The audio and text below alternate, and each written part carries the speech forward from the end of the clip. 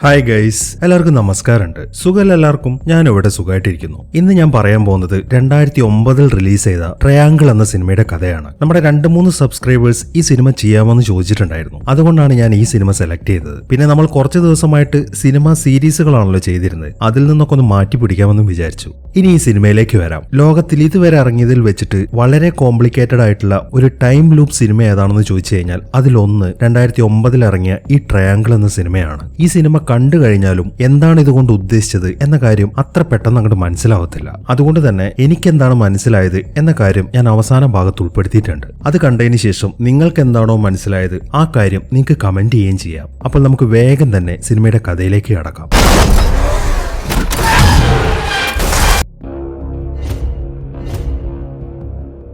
ഈ സിനിമ ആരംഭിക്കുമ്പോൾ കാണിക്കുന്നത് ഒരമ്മയും മകനെയുമാണ്. അമ്മയുടെ പേര് ജെസ് എന്നും മകന്റെ പേര് ടോമി എന്നുമാണ്. ഓട്ടിസം ബാധിച്ചൊരു പയ്യനാണ് ഈ ടോമി. ജെസ് ഇപ്പോ വല്ലാതെ കരഞ്ഞുകൊണ്ട് തന്റെ മകനെ സമാധാനിപ്പിച്ചുകൊണ്ടിരിക്കുകയാണ്. നീ ഇത്രയും നേരം കണ്ടത് ഒരു ചീത്ത സ്വപ്നമായിരുന്നു. ഇനി അതിനെക്കുറിച്ച് ഓർത്ത് നീ വിഷമിക്കണ്ട, അതൊക്കെ കഴിഞ്ഞു. ഇനി ഒരിക്കലും അതൊന്നും ആവർത്തിക്കത്തില്ല. ഇങ്ങനെയുള്ള സ്വപ്നങ്ങളൊക്കെ വരുമ്പോ അമ്മ ചെയ്ത പോലെ നീ ചെയ്താൽ മതി. അതായത് കണ്ണുകൾ അടച്ച് നല്ല കാര്യങ്ങൾ മാത്രം ചിന്തിക്കുക. അപ്പൊ പിന്നെ നിനക്ക് ഒരു കുഴപ്പവും ഉണ്ടാവത്തില്ല. എന്നും അമ്മ നിന്റെ കൂടെ തന്നെ ഉണ്ടാവും എന്നൊക്കെ പറഞ്ഞിട്ടാണ് ജെസ് ഇപ്പോൾ ടോമിയെ ആശ്വസിപ്പിച്ചുകൊണ്ടിരിക്കുന്നത്. ഇനി കാണിക്കുന്നത് ജെസ്സിന്റെ അയൽക്കാരനായ ജാക്കിനെയാണ്. അയാളിപ്പോ തന്റെ വീട്ടിന്റെ മുറ്റത്ത് കിടക്കുന്ന പുല്ലൊക്കെ വെട്ടി വൃത്തിയാക്കിക്കൊണ്ടിരിക്കുകയാണ്. ഈ സമയം ജെസ്സിന്റെ വീട്ടിന്റെ മുന്നിൽ പുല്ലൊക്കെ വൃത്തിയായിട്ട് കിടക്കുകയാണ്. അവിടെ ഇപ്പോ ആ സ്പ്രിംഗ്ലർ ഒക്കെ ഓൺ ആയിട്ടുണ്ട്. അത് അവിടേക്ക് മൊത്തം വെള്ളം തെളിച്ചുകൊണ്ടിരിക്കുകയാണ്. ജെസ് ആണെങ്കിൽ ഇപ്പോൾ വീട്ടുകാര്യങ്ങളൊക്കെ ചെയ്തു തീർക്കുന്നതിൽ നല്ല തിരക്കിലാണ്. അവൾ വേഗം ചെന്നിട്ട് ആറിയിട്ടിരിക്കുന്ന ഡ്രസ്സൊക്കെ കളക്ട് ചെയ്യാൻ തുടങ്ങി. അതിനുശേഷം അവൾ നോക്കുമ്പോൾ അവർ ഉണ്ടാക്കി വെച്ചിരിക്കുന്ന ചെറിയൊരു പൂളിന്റെ അകത്ത് ഒരു ബോട്ടിന്റെ കളിപ്പാട്ടം കിടക്കുന്നുണ്ട്. ടോമിയാണ് അത് അവിടെ കൊണ്ടിട്ടിരിക്കുന്നത്. അതുകൊണ്ട് തന്നെ ജെസ്സിന് ശരിക്കും ദേഷ്യം വരുന്നുണ്ട്. കാരണം അവള് പലതവണ അവനോട് പറഞ്ഞതാണ് കളിപ്പാട്ടങ്ങളൊന്നും വാരി വലിച്ച് എവിടെയും കൊണ്ടിടരുതെന്ന്. പക്ഷെ അസുഖം ബാധിച്ച കുട്ടിയല്ലേ, അതുകൊണ്ട് തന്നെ അവൻ ഇടയ്ക്കിടയ്ക്ക് ഇങ്ങനത്തെ കാര്യങ്ങളൊക്കെ ചെയ്തുകൊണ്ടിരിക്കും. ഇതേ സമയം ടോമി ആണെങ്കിൽ അവന്റെ റൂമിനകത്ത് ഒരു ചിത്രം വരച്ചുകൊണ്ടിരിക്കുകയാണ്. ജെസ് വീട്ടിന്റെ അകത്തേക്ക് കയറി വരുമ്പോ താഴെ കുറെ വെള്ളം തട്ടി മറിഞ്ഞിട്ടുണ്ട്. അതിനകത്ത് മൊത്തം കളറാണ്. അതും ടോമിയുടെ പണി തന്നെയാണ്. ജെസ് വേഗം തന്നെ അതൊക്കെ ക്ലീൻ ചെയ്യാൻ തുടങ്ങി. അങ്ങനെ അതൊക്കെ വൃത്തിയാക്കിക്കൊണ്ടിരിക്കുന്നതിനിടയിലാണ് ആരോ പുറത്തുനിന്ന് ബെല്ലടിക്കുന്നത്. അവൾ വേഗം തന്നെ പുറത്തേക്ക് ഇറങ്ങി നോക്കുകയാണ്. പക്ഷെ അവിടെ ആരും ഉണ്ടായിരുന്നില്ല. ഈ സമയവും ജാക്ക് ആണെങ്കിൽ ആ പുല്ലൊക്കെ വൃത്തിയാക്കുന്ന തിരക്കിൽ തന്നെയാണ്. ആരാണ് ബെല്ലടിച്ചത് എന്നൊക്കെ അവൾ ജാക്കിന്റെ അടുത്ത് ചോദിക്കുന്നുണ്ട്. പക്ഷെ ഞാൻ ആരെയും കണ്ടില്ല എന്നാണ് ജാക്ക് അതിന് മറുപടി പറയുന്നത്. ജെസ് നോക്കുമ്പോ ആ ഏരിയയിൽ എങ്ങും വേറെ ആരുമില്ല. കുറച്ചു സമയം അവിടെ സംശയിച്ച് നിന്നതിന് ശേഷം അവൾ വേഗം വീട്ടിന്റെ അകത്തേക്ക് കയറി പോവാണ്. ജെസ് ഇപ്പോൾ എങ്ങോട്ടോ പോവാനുള്ള തിരക്കിലാണ്. അതുകൊണ്ട് തന്നെ അവൾ വേഗം അവളുടെ ഡ്രസ്സൊക്കെ ഒരു ബാഗിനകത്തേക്ക് പാക്ക് ചെയ്യാൻ തുടങ്ങി. അതിനുശേഷം അവൾ അവളുടെ കാറിന്റെ കീ കയ്യിലെടുക്കുകയാണ്. ആ കൂട്ടത്തിൽ തന്നെയാണ് അവളുടെ വീടിന്റെ കീയും ഇരിക്കുന്നത്. അങ്ങനെ അതും കൊണ്ട് പുറത്തേക്ക് പോകാൻ നേരത്താണ് അവളുടെ ഫ്രിഡ്ജിൽ ഒട്ടിച്ചു വെച്ച ഒരു സ്റ്റിക്കി നോട്ട് അവൾ ശ്രദ്ധിക്കുന്നത്. അവളുടെ ഫ്രണ്ടായ ഗ്രെഗ് പറഞ്ഞിരിക്കുന്ന ഒരു കാര്യമാണ് അതിൽ എഴുതി വെച്ചിരിക്കുന്നത്. ഇന്ന് 8:30 ഹാർബറിലേക്ക് വരണം എന്നാണ് അതിൽ എഴുതിയിരിക്കുന്നത്. ദ ട്രയാങ്കിൾ എന്നൊരു പേരും കൂടെ അതിൽ എഴുതി വെച്ചിട്ടുണ്ട്. അവൾ വേഗം തന്നെ ആ നോട്ട് ഫ്രിഡ്ജിൽ നിന്ന് പറിച്ചെടുക്കുകയാണ്. അതിനുശേഷം അവൾ നേരെ പോകുന്ന അവളുടെ കാറിന്റെ അടുത്തേക്കാണ്. അവൾ വേഗം തന്നെ അവളുടെ ആ ബാഗ് എടുത്ത് കാറിന്റെ ഡിക്കിയിലേക്ക് വെക്കുന്നു. ഈ സമയം ടോമി ആണെങ്കിൽ നല്ല കരച്ചിലാണ്. അവൻ അവളുടെ കൂടെ വരാൻ കൂട്ടാക്കുന്നില്ല. ഈ സമയം ജെസ് പറയുന്നത് എന്താണെന്ന് വെച്ച് കഴിഞ്ഞാൽ, ആ ഏരിയ മൊത്തം ഞാൻ വൃത്തിയാക്കിയിട്ടുണ്ട്, പിന്നെ നീ എന്തിനാണ് പേടിക്കുന്നത്? ഇനിയിപ്പോ നിനക്ക് പേടിയാണെങ്കിൽ നീ കണ്ണടച്ചു പിടിച്ചോ, ഞാൻ നിന്നെ പുറത്തേക്ക് കൊണ്ടുപോയിക്കോളാം എന്നൊക്കെ പറഞ്ഞിട്ട് ജെസ് അവനെയും പൊക്കിയെടുത്തിട്ട് വീട്ടിന്റെ പുറത്തേക്ക് ഇറങ്ങാണ്. അങ്ങനെ ജെസ് അവളുടെ മകനെയും കൂട്ടി അവളുടെ കാറിൽ അവിടെ നിന്ന് പോവാൻ തുടങ്ങി. ഈ സമയം ഒരു കടൽ പക്ഷി അവളെ ഫോളോ ചെയ്യുന്നുണ്ട്. ഈ പക്ഷിയുടെ പേരാണ് സീകൾ. അങ്ങനെ പെട്ടെന്ന് തന്നെ അവൾ അവളുടെ സ്റ്റേറ്റ് വിട്ട് പുറത്തേക്ക് പോവാണ്. ഇനി കാണിക്കുന്നത് ഗ്രെഗിനെയാണ്. അവനിപ്പോൾ ഹാർബറിൽ അവന്റെ ബോട്ടിൽ നിൽക്കുകയാണ്. ഈ ബോട്ടിന്റെ പേരാണ് ദ ട്രയാങ്കിൾ. അവനിപ്പോൾ ഒരു യാത്രയ്ക്ക് വേണ്ടിയിട്ടുള്ള ഒരുക്കത്തിലാണ്. ഈ സമയം അവന്റെ ഫ്രണ്ട്സ് അങ്ങോട്ട് വരുന്നുണ്ട്. ഇവളുടെ പേര് സാലി എന്നാണ്. അവൾ അങ്ങോട്ട് വന്ന ഉടനെ തന്നെ ഗ്രെഗിന്റെ അടുത്ത് കാര്യങ്ങളൊക്കെ പറയാൻ തുടങ്ങി. അതായത് അവൾ അവളുടെ ഒരു ഫ്രണ്ടിനെയും കൊണ്ടാണ് വന്നിരിക്കുന്നത്. ആ ഫ്രണ്ടിന്റെ പേര് ഹെദർ എന്നാണ്. നീ കുറെ കാലമായില്ലേ ഒറ്റയ്ക്ക് നടക്കാൻ തുടങ്ങിയിട്ട്? നിനക്കൊരു ഗേൾ ഫ്രണ്ടിന് ആവശ്യമാണ്. എന്റെ ഫ്രണ്ട്സിൽ നല്ല സ്വഭാവമുള്ള ഒരു കുട്ടിയാണ് ഈ ഹെദർ. നീ അവളോടൊന്ന് സംസാരിച്ചു നോക്ക്, തീർച്ചയായിട്ടും നിനക്ക് അവളെ ഇഷ്ടപ്പെടും എന്നാണ് സാലി പറയുന്നത്. എന്നാൽ അവൾ ആ പറഞ്ഞ കാര്യം ഗ്രെഗിന് ഇഷ്ടപ്പെട്ടിട്ടില്ല. അതുകൊണ്ട് തന്നെ അവൾ അവിടെ നിന്ന് പോയി കഴിഞ്ഞതിന് ശേഷം അവൻ സാലിയുടെ ഹസ്ബൻഡുമായിട്ട് സംസാരിക്കാൻ തുടങ്ങി. ഇവളെന്താ എനിക്ക് പെണ്ണാലോചിക്കാൻ നടക്കുകയാണോ? ഞാൻ ആരെയും ഇങ്ങോട്ട് വിളിച്ചുകൊണ്ടുവരാനൊന്നും പറഞ്ഞിട്ടില്ലല്ലോ എന്നാണ് അവൻ ചോദിക്കുന്നത്. അത് കേൾക്കുമ്പോൾ അത് നീ ഇങ്ങനെ ഒറ്റയ്ക്ക് നടക്കുന്നോണ്ടാണ്. നിനക്ക് ആകെയുള്ള കൂട്ട് ആ ജെസ് അല്ലേ? നിങ്ങളാണെങ്കിൽ പ്രണയത്തിലുമല്ല. അതുകൊണ്ട് നിനക്കൊരു കൂട്ട് വേണമെന്നേ സാലി ആഗ്രഹിച്ചിട്ടുള്ളൂ. ഞാൻ നോക്കിയിട്ട് അവളുടെ ഫ്രണ്ട്സിൽ ഏറ്റവും നല്ല കുട്ടി ഈ ഹെദറാണ്, നിനക്ക് തീർച്ചയായിട്ടും അവൾ ചേരും എന്നാണ് സാലിയുടെ ഹസ്ബൻഡായ ഡൗണി പറയുന്നത്. അങ്ങനെ സാലി വേഗം തന്നെ ഹെദറിനെ അങ്ങോട്ട് കൂട്ടിക്കൊണ്ടുവന്നിട്ട് ഗ്രെഗിനെ പരിചയപ്പെടുത്തി കൊടുക്കുകയാണ്. അങ്ങനെ അവർ തമ്മിൽ സംസാരിച്ചുകൊണ്ട് നിൽക്കുമ്പോഴാണ് ജെസ് അങ്ങോട്ട് വരുന്നത്. ഈ ട്രിപ്പിന് വരാമെന്ന് പറഞ്ഞപ്പോ ടോമി അവളെ കൂടെ കൊണ്ടുവരാമെന്ന് പറഞ്ഞിട്ടുണ്ടായിരുന്നു. എന്നാൽ അവൾ ഇപ്പൊ തനിച്ചാണ് അങ്ങോട്ട് വന്നിരിക്കുന്നത്. അവരുടെ മറ്റൊരു ഫ്രണ്ടായ വിക്ടർ അവളുടെ കൂടെ നടക്കുന്നുണ്ട്. അവൾ തനിച്ചങ്ങോട്ട് വരുന്നത് കാണുമ്പോൾ ഗ്രെഗ് വേഗം തന്നെ അവളുടെ അടുത്തേക്ക് നടക്കുകയാണ്. നിനക്ക് കുഴപ്പമൊന്നുമില്ലല്ലോ എന്നും ചോദിച്ചുകൊണ്ടാണ് ഗ്രെഗ് അവളുടെ അടുത്തേക്ക് പോകുന്നത്. ഈ സമയത്തിന് മറുപടി പറയുന്നത് വിക്ടർ ആണ്. എനിക്ക് അങ്ങനെ തോന്നുന്നില്ല എന്ന് പറഞ്ഞിട്ടാണ് വിക്ടർ അവരെ പാസ് ചെയ്തിട്ട് പോകുന്നത്. അങ്ങനെ ജെസ് വേഗം വന്നിട്ട് ഗ്രെഗിനെ കെട്ടിപ്പിടിക്കാണ്. നിനക്ക് എന്തു പറ്റി, എന്തെങ്കിലും പ്രശ്നമുണ്ടോ എന്നാണ് ഗ്രെഗ് ചോദിക്കുന്നത്. ഏയ് അങ്ങനെ പ്രത്യേകിച്ച് കുഴപ്പമൊന്നുമില്ല, ഞാൻ ശരിക്കും ടയേർഡാണ് എന്ന് മാത്രമാണ് അവൾ അതിന് മറുപടി പറയുന്നത്. അങ്ങനെയാണെങ്കിൽ നീ വീട്ടിൽ പോയി റെസ്റ്റ് എടുക്കാൻ നോക്ക്, നീ തൽക്കാലം ഈ ട്രിപ്പിന് വരാൻ നിൽക്കണ്ട ഗ്രെഗ് പറയുന്നു. ഇല്ല ഗ്രെഗ്, എനിക്ക് ഈ ട്രിപ്പിന് വരണം എന്നാണ് ജെസ് അതിന് മറുപടി പറയുന്നത്. എന്നാ പിന്നെ വാ പോയേക്കാമെന്നും പറഞ്ഞിട്ട് ഗ്രെഗ് വേഗം അവളെയും കൂട്ടി ആ ബോട്ടിലേക്ക് പോവാണ്. അതിനുശേഷം അവന്റെ ഫ്രണ്ട്സിന് എല്ലാവർക്കും ജെസ്സിനെ അവൻ പരിചയപ്പെടുത്തി കൊടുക്കുകയാണ്. ഇവരെ കുറിച്ച് കേട്ടിട്ടുണ്ടെങ്കിലും ആദ്യമായിട്ടാണ് ജെസ് അവരെയൊക്കെ നേരിട്ട് കാണുന്നത്. അങ്ങനെ പരിചയപ്പെടലൊക്കെ കഴിഞ്ഞിട്ട് പെട്ടെന്ന് തന്നെ അവരവരുടെ യാത്ര ആരംഭിക്കുന്നു. ആ ബോട്ട് അവിടെ നിന്ന് മൂവ് ആവാൻ തുടങ്ങുമ്പോൾ നമ്മൾ നേരത്തെ കണ്ട ആ സീകൾ എന്ന് പേരുള്ള പക്ഷിയുണ്ടല്ലോ, അത് അവിടെ നിന്ന് മുകളിലേക്ക് പറന്നു പോവാണ്. അങ്ങനെ കുറച്ച് സമയമായി അവർ കടലിലൂടെയുള്ള യാത്ര തുടങ്ങിയിട്ട് ഈ സമയവും ആ പക്ഷി അവരെ തന്നെ ഫോളോ ചെയ്യുന്നുണ്ട്. ഈ സമയം വിക്ടർ ആണെങ്കിൽ കാറ്റിനനുസരിച്ചിട്ട് അതിലെ പായൊക്കെ വലിച്ചു കെട്ടിക്കൊണ്ടിരിക്കുകയാണ്. ഇതേ സമയം തന്നെ ജെസ് ആണെങ്കിൽ നല്ല ഉറക്കത്തിലാണ്. അതിനിടയിൽ അവൾ ഒരു സ്വപ്നം കാണുന്നുണ്ട്. ഒരു കടൽ തീരത്ത് കൂടെ ചില ഞണ്ടുകൾ നടന്നുകൊണ്ടിരിക്കുകയാണ്. അതിന്റെ തൊട്ടപ്പുറത്തായിട്ട് ജെസ് അവിടെ കിടക്കുന്നുണ്ട്. അവൾ നോക്കുമ്പോ കടലിലായിട്ട് ഒരു മനുഷ്യനും കിടക്കുന്നുണ്ട്. ഈ സ്വപ്നവും കണ്ടോണ്ടാണ് അവൾ ഞെട്ടി എഴുന്നേൽക്കുന്നത്. അവൾ നോക്കുമ്പോ ആ ഹെദർ അവിടെ നിൽക്കുന്നുണ്ട്. ആ സ്വപ്നത്തിൽ ആ കടലിൽ കിടന്നിരുന്നത് ഗ്രെഗ് ആണ് എന്നാണ് അവൾ വിചാരിച്ചത്. അതുകൊണ്ട് തന്നെ ഗ്രെഗിന് കുഴപ്പമൊന്നുമില്ലല്ലോ എന്നാണ് അവൾ ഹെദറിന്റെ അടുത്ത് ചോദിക്കുന്നത്. ഏയ് അവൻ എന്ത് കുഴപ്പം പറ്റാനാണ്, അവൻ മുകളിലത്തെ ഡെക്കിലുണ്ട്, നീ 2 മണിക്കൂറായിട്ട് നല്ല ഉറക്കമായിരുന്നു എന്നാണ് ഹെദർ പറയുന്നത്. ശരിയാ, ഞാൻ നന്നായിട്ട് ഉറങ്ങിപ്പോയി, അതിനിടയിൽ ഒരു ചീത്ത സ്വപ്നവും കണ്ടു എന്ന് പറഞ്ഞിട്ട് ജെസ് അവിടെ നിന്ന് എഴുന്നേൽക്കുകയാണ്.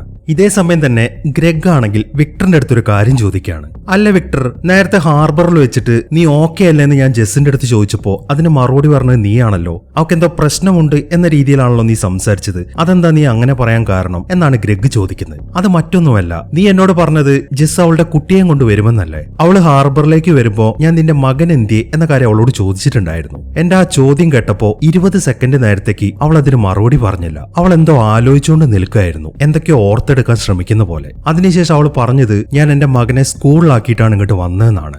അതിനിപ്പോ എന്താണ് പ്രശ്നം, ഗ്രെഗ് വീണ്ടും ചോദിക്കുന്നു. ഇന്ന് ശനിയാഴ്ചയല്ലേ ബ്രോ, ഇന്ന് സാധാരണ സ്കൂളിന് അവധിയല്ലേ. അത് ശരിയാണ്, പക്ഷെ അവനൊരു ഓട്ടിസം ബാധിച്ച കുട്ടിയല്ലേ, ഒരുപക്ഷെ എല്ലാ ദിവസവും ക്ലാസ്സിലുള്ള ഒരു സ്കൂളിലായിരിക്കും അവൻ പഠിക്കുന്നത്. അതൊക്കെ എന്തായാലും പോട്ടെ, നീ അവളോട് സംസാരിക്കുന്നൊക്കെ ഒരു മയത്തിലാക്കിക്കോ എന്ന് പറഞ്ഞിട്ട് ഗ്രെഗ് ആ സംഭാഷണം അവസാനിപ്പിക്കുകയാണ്. ഈ സമയത്താണ് ജെസ് മുകളിലേക്ക് കയറി വരുന്നത്. അവളെ കാണുമ്പോ നിന്റെ ക്ഷീണമൊക്കെ മാറിയില്ലേ, കുറെ നേരമായല്ലോ നീ കടന്നുറങ്ങുന്നത് എന്നാണ് ഗ്രെഗ് ചോദിക്കുന്നത്. ശരിയാ, ഞാൻ നന്നായിട്ടൊന്ന് ഉറങ്ങി, ഇപ്പൊ എനിക്ക് കുഴപ്പമൊന്നുമില്ല അവൾ മറുപടി പറയുന്നു. ഈ സമയത്താണ് മുകളിലൂടെ പറക്കുന്ന ആ പക്ഷി അവൾ ശ്രദ്ധിക്കുന്നത്. അത് ആ ബോട്ടിനെ തന്നെ ചുറ്റിക്കറങ്ങിക്കൊണ്ടിരിക്കുകയാണ്. അവൾ അതിനെ തന്നെ ശ്രദ്ധിച്ചു നിൽക്കുന്നത് കാണുമ്പോൾ ഇതൊരു ഫിഷിംഗ് ബോട്ടാണ് എന്നാണ് ആ പക്ഷി വിചാരിച്ചിരിക്കുന്നത്. അതുകൊണ്ടാണ് അത് നമ്മളിങ്ങനെ ചുറ്റിക്കറങ്ങുന്നത് എന്നാണ് ഗ്രെഗ് അവളുടെ അടുത്ത് പറയുന്നത്. പക്ഷെ അവളാണെങ്കിൽ വേറെ എന്തൊക്കെയോ ഓർത്തെടുക്കാൻ ശ്രമിക്കുന്ന പോലെയാണ് അവിടെ നിൽക്കുന്നത്. അവൾ ഇപ്പോഴും നോർമൽ അവസ്ഥയിലേക്ക് വന്നിട്ടില്ല എന്ന് മനസ്സിലാവുമ്പോൾ ഗ്രെഗ് ആണെങ്കിൽ നിർബന്ധിച്ചിട്ട് ആ ബോട്ടിന്റെ സ്റ്റിയറിംഗ് അവളെ ഏൽപ്പിക്കുകയാണ്. അങ്ങനെ അവളാണ് ഇപ്പോൾ ബോട്ട് ഓടിച്ചുകൊണ്ടിരിക്കുന്നത്. അങ്ങനെ കുറച്ച് സമയമൊക്കെ ആ ബോട്ട് ഓടിക്കുമ്പോൾ അവൾ അവളുടെ നോർമൽ അവസ്ഥയിലേക്ക് വരാൻ തുടങ്ങി. ഇതേ സമയം തന്നെ സാലിയും ഹെദറും കൂടെ ജെസ്സിനെ കുറിച്ചാണ് സംസാരിച്ചുകൊണ്ടിരിക്കുന്നത്. ഈ സാലി എന്ന് പറയുന്നത് ഗ്രെഗിന്റെ ബെസ്റ്റ് ഫ്രണ്ടാണ്. ഗ്രെഗ് ജെസ്സിനോട് അടുക്കുന്നത് അവൾക്ക് വലിയ താല്പര്യമൊന്നുമില്ല. അവളിപ്പോ ജെസ്സിനെ കുറിച്ചിട്ടുള്ള മുഴുവൻ കാര്യങ്ങളും ഹെദറിന്റെ അടുത്ത് പറഞ്ഞിട്ടുണ്ട്.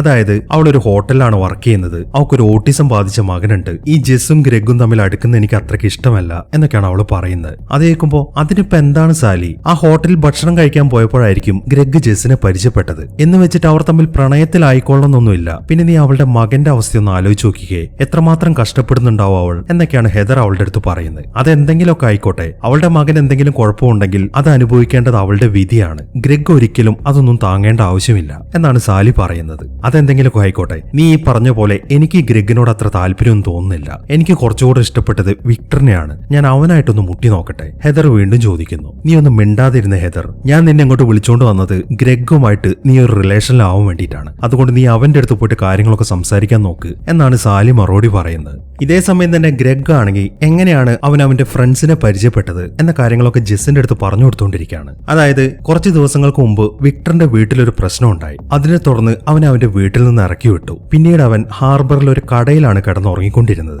അവിടെ വെച്ചിട്ടാണ് ഞാൻ വിക്ടറിനെ പരിചയപ്പെട്ടത്. നിനക്ക് എന്റെ കാര്യം അറിയാമല്ലോ, ഞാൻ ഈ ബോട്ടിലാണ് ജീവിക്കുന്നത്. ഇതിനകത്ത് 3 റൂമുണ്ട്. ഈ 3 റൂമും എനിക്ക് ഉപയോഗിക്കാൻ സാധിക്കത്തില്ല. അതുകൊണ്ട് തന്നെ അവനെ പരിചയപ്പെട്ട് അവൻ നല്ലവനാണെന്ന് മനസ്സിലാക്കിയപ്പോ ഞാൻ അവനെ ഇങ്ങ് കൂടെ കൂട്ടിയതാണ്. പിന്നെ ഡൗണിയുടെ കാര്യം അവനെ ചെറുപ്പം തൊട്ടേ എനിക്കറിയാം. പിന്നെ അവന്റെ വൈഫായ സാലിയാണെങ്കിൽ ഹൈസ്കൂളിൽ വെച്ചിട്ടാണ് ഞാൻ അവളെ പരിചയപ്പെടുന്നത്. 4 ദിവസം ഞങ്ങൾ തമ്മിൽ ഡേറ്റ് ചെയ്തിട്ടുണ്ട്. ശരിക്കും പറഞ്ഞു കഴിഞ്ഞാൽ അവൾ എന്റെ എക്സ് ഗേൾ ഫ്രണ്ട് ആണ്. പക്ഷെ അവൾക്ക് എന്നെ ഭയങ്കര കാര്യമാണ് കേട്ടോ. ഞാൻ ഒറ്റയ്ക്ക് നടക്കുന്നത് അവൾക്ക് തീരെ പറ്റുന്നില്ല. അതുകൊണ്ട് തന്നെ എല്ലാ വർഷവും എനിക്ക് പറ്റിയ പെമ്പിളേരെയും വിളിച്ചുകൊണ്ടാണ് അവൾ എന്നെ കാണാൻ വരാറുള്ളത്. ഈ ഹെദർ അതിൽപ്പെട്ട പെൺകുട്ടിയാണ്. പക്ഷെ എനിക്ക് അതിലൊന്നും താല്പര്യം തോന്നിയിട്ടില്ല. നിനക്കറിയോ, സാധാരണ നിന്റെ ഹോട്ടലിൽ ഞാൻ വരാറുള്ളത് എനിക്ക് വിശപ്പുള്ളപ്പോഴായിരുന്നു. പക്ഷെ അവിടെ വെച്ച് നിന്നെ കാണുമ്പോൾ ഞാൻ ഒറ്റയ്ക്കാണ് എന്ന ഫീൽ എനിക്ക് തോന്നിയിട്ടേ ഇല്ല. എന്നാൽ ഇന്നലെ ഞാൻ ഹോട്ടലിൽ വന്നത് എനിക്ക് വിശപ്പുണ്ടായിട്ടായിരുന്നില്ല. ഈ കടൽ യാത്രയ്ക്ക് നിന്നെ ക്ഷണിക്കാൻ വേണ്ടിയിട്ട് മാത്രമാണ് ഇന്നലെ ഞാൻ ഹോട്ടലിലേക്ക് വന്നത് എന്നിങ്ങനെയുള്ള കാര്യങ്ങളൊക്കെയാണ് ഗ്രെഗ് അവളുടെ അടുത്ത് പറയുന്നത്. അതെല്ലാം കേട്ട് എന്തോ ആലോചിച്ചുകൊണ്ട് നിൽക്കുകയാണ് അവൾ. ഈ സമയത്താണ് ഗ്രെഗ് ടോമിയെ കുറിച്ച് അവളുടെ അടുത്ത് ചോദിക്കുന്നത്. എങ്ങനെയുണ്ട് അവന്റെ കാര്യം?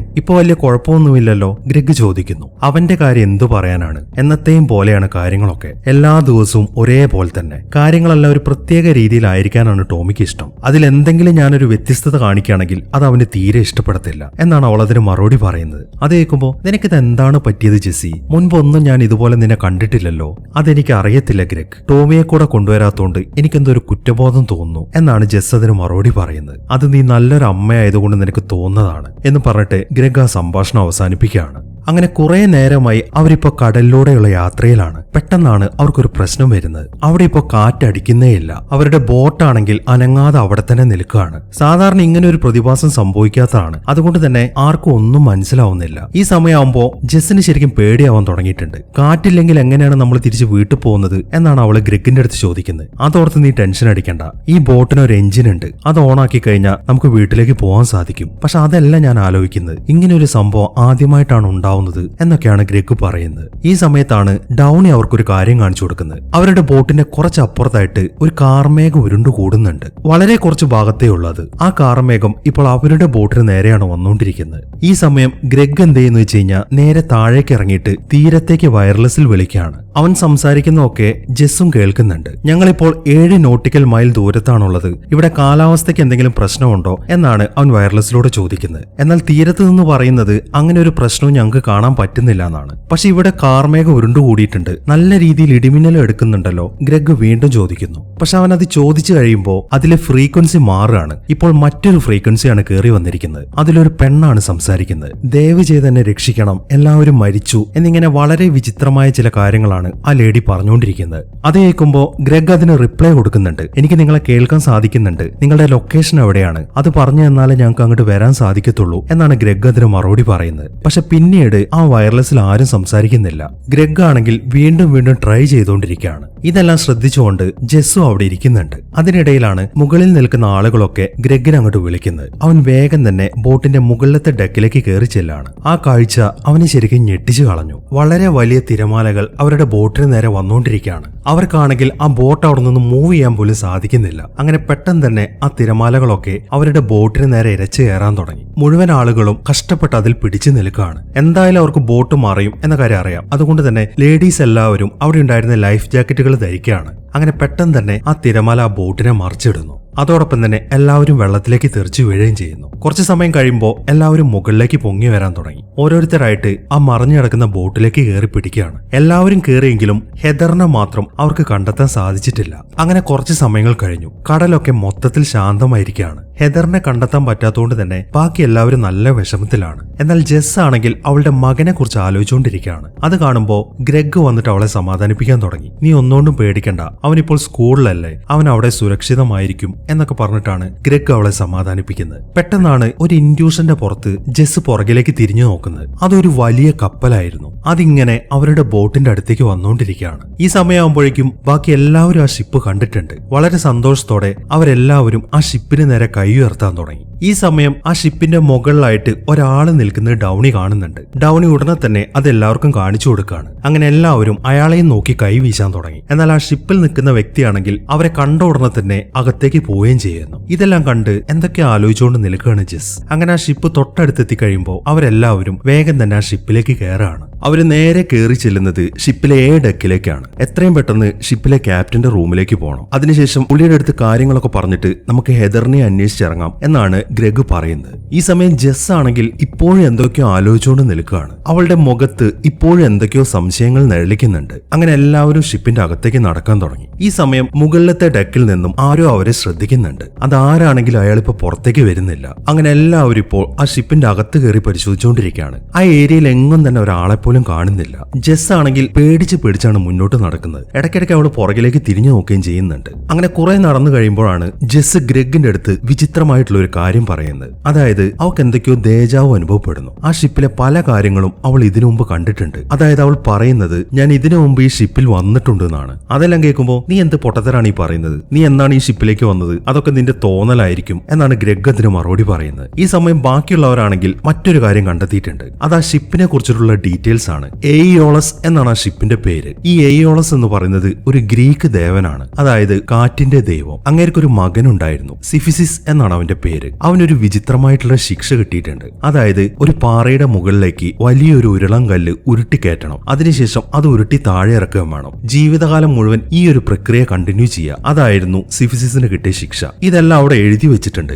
അതെല്ലാം വായിക്കുമ്പോൾ വിക്ടറിന് ശരിക്കും കൗതുകമാണ് തോന്നുന്നത്. ഇങ്ങനെ ഒരു വിചിത്രമായ ശിക്ഷ എന്തിനായിരിക്കും സിഫിസിസിന് കൊടുത്തത് എന്നാണ് അവൻ ചോദിക്കുന്നത്. അതിന് മറുപടി പറയുന്നത് സാലിയാണ്. അവൾ ആ കാര്യം ഏതോ ഒരു പുസ്തകത്തിൽ വായിച്ചിട്ടുണ്ട്. അതായത് ഈ സിഫിസിസ് എന്ന് പറയുന്ന ആള് മരണത്തിനൊരു വാക്ക് കൊടുത്തിട്ടുണ്ടായിരുന്നു. ആ വാക്ക് അവന് പാലിക്കാൻ സാധിച്ചില്ല. അതിനെ തുടർന്നാണ് അവൻ അങ്ങനെ ഒരു ശിക്ഷ കിട്ടിയത്. നമ്മളിപ്പോൾ അതിനെ കുറിച്ചിട്ടൊന്നും ആലോചിച്ച് സമയം കളയണ്ട, നമുക്ക് എങ്ങനെയെങ്കിലും ഹെദറിനെ കണ്ടെത്തണം എന്ന് പറഞ്ഞിട്ട് സാലി അവിടെ നിന്ന് നടക്കാൻ തുടങ്ങി. ഈ സമയത്താണ് അവരുടെ പുറകിൽ നിന്നും ഒരു ശബ്ദം കേൾക്കുന്നത്. ആ ശബ്ദം കേട്ട ഉടനെ തന്നെ വിക്ടറും ഗ്രെഗും വേഗം അങ്ങോട്ട് നടക്കാൻ തുടങ്ങി. പക്ഷെ ആ ഏരിയയിലൊന്നും ആരെയും കാണുന്നില്ല. വിക്ടർ നോക്കുമ്പോൾ അവിടെ ഒരു താക്കോൽ കൂട്ടം കിടക്കുന്നുണ്ട്. അവൻ അതും എടുത്തോണ്ടാണ് മറ്റുള്ളവരുടെ അടുത്തേക്ക് വരുന്നത്. ആ താക്കോൽ കൂട്ടം കാണുമ്പോൾ ജെസ് ആണെങ്കിൽ ആകെ അന്തം വിട്ട് നിൽക്കുകയാണ്. കാരണം അത് അവളുടെ കയ്യിലുണ്ടായിരുന്ന താക്കോലാണ്. അതെങ്ങനെയാണ് അവിടെ വന്നത് എന്നാണ് അവളിപ്പോ ചിന്തിച്ചുകൊണ്ടിരിക്കുന്നത്. ഒരു പക്ഷെ ഹെദർ ആയിരിക്കും ഇതിങ്ങോട്ട് കൊണ്ടുവന്നിട്ടുണ്ടായിരിക്കുക. അപ്പോൾ അവൾ ഉറപ്പായിട്ട് ഈ ഷിപ്പിനകത്ത് തന്നെ ഉണ്ട് എന്നാണ് സാലി പറയുന്നത്. അങ്ങനെ അവർ നടന്ന് ആ ഷിപ്പിലെ റെസ്റ്റോറന്റിന്റെ അകത്തെത്തി. അവിടെ ഭക്ഷണമൊക്കെ തയ്യാറാക്കി വെച്ചിരിക്കുകയാണ്.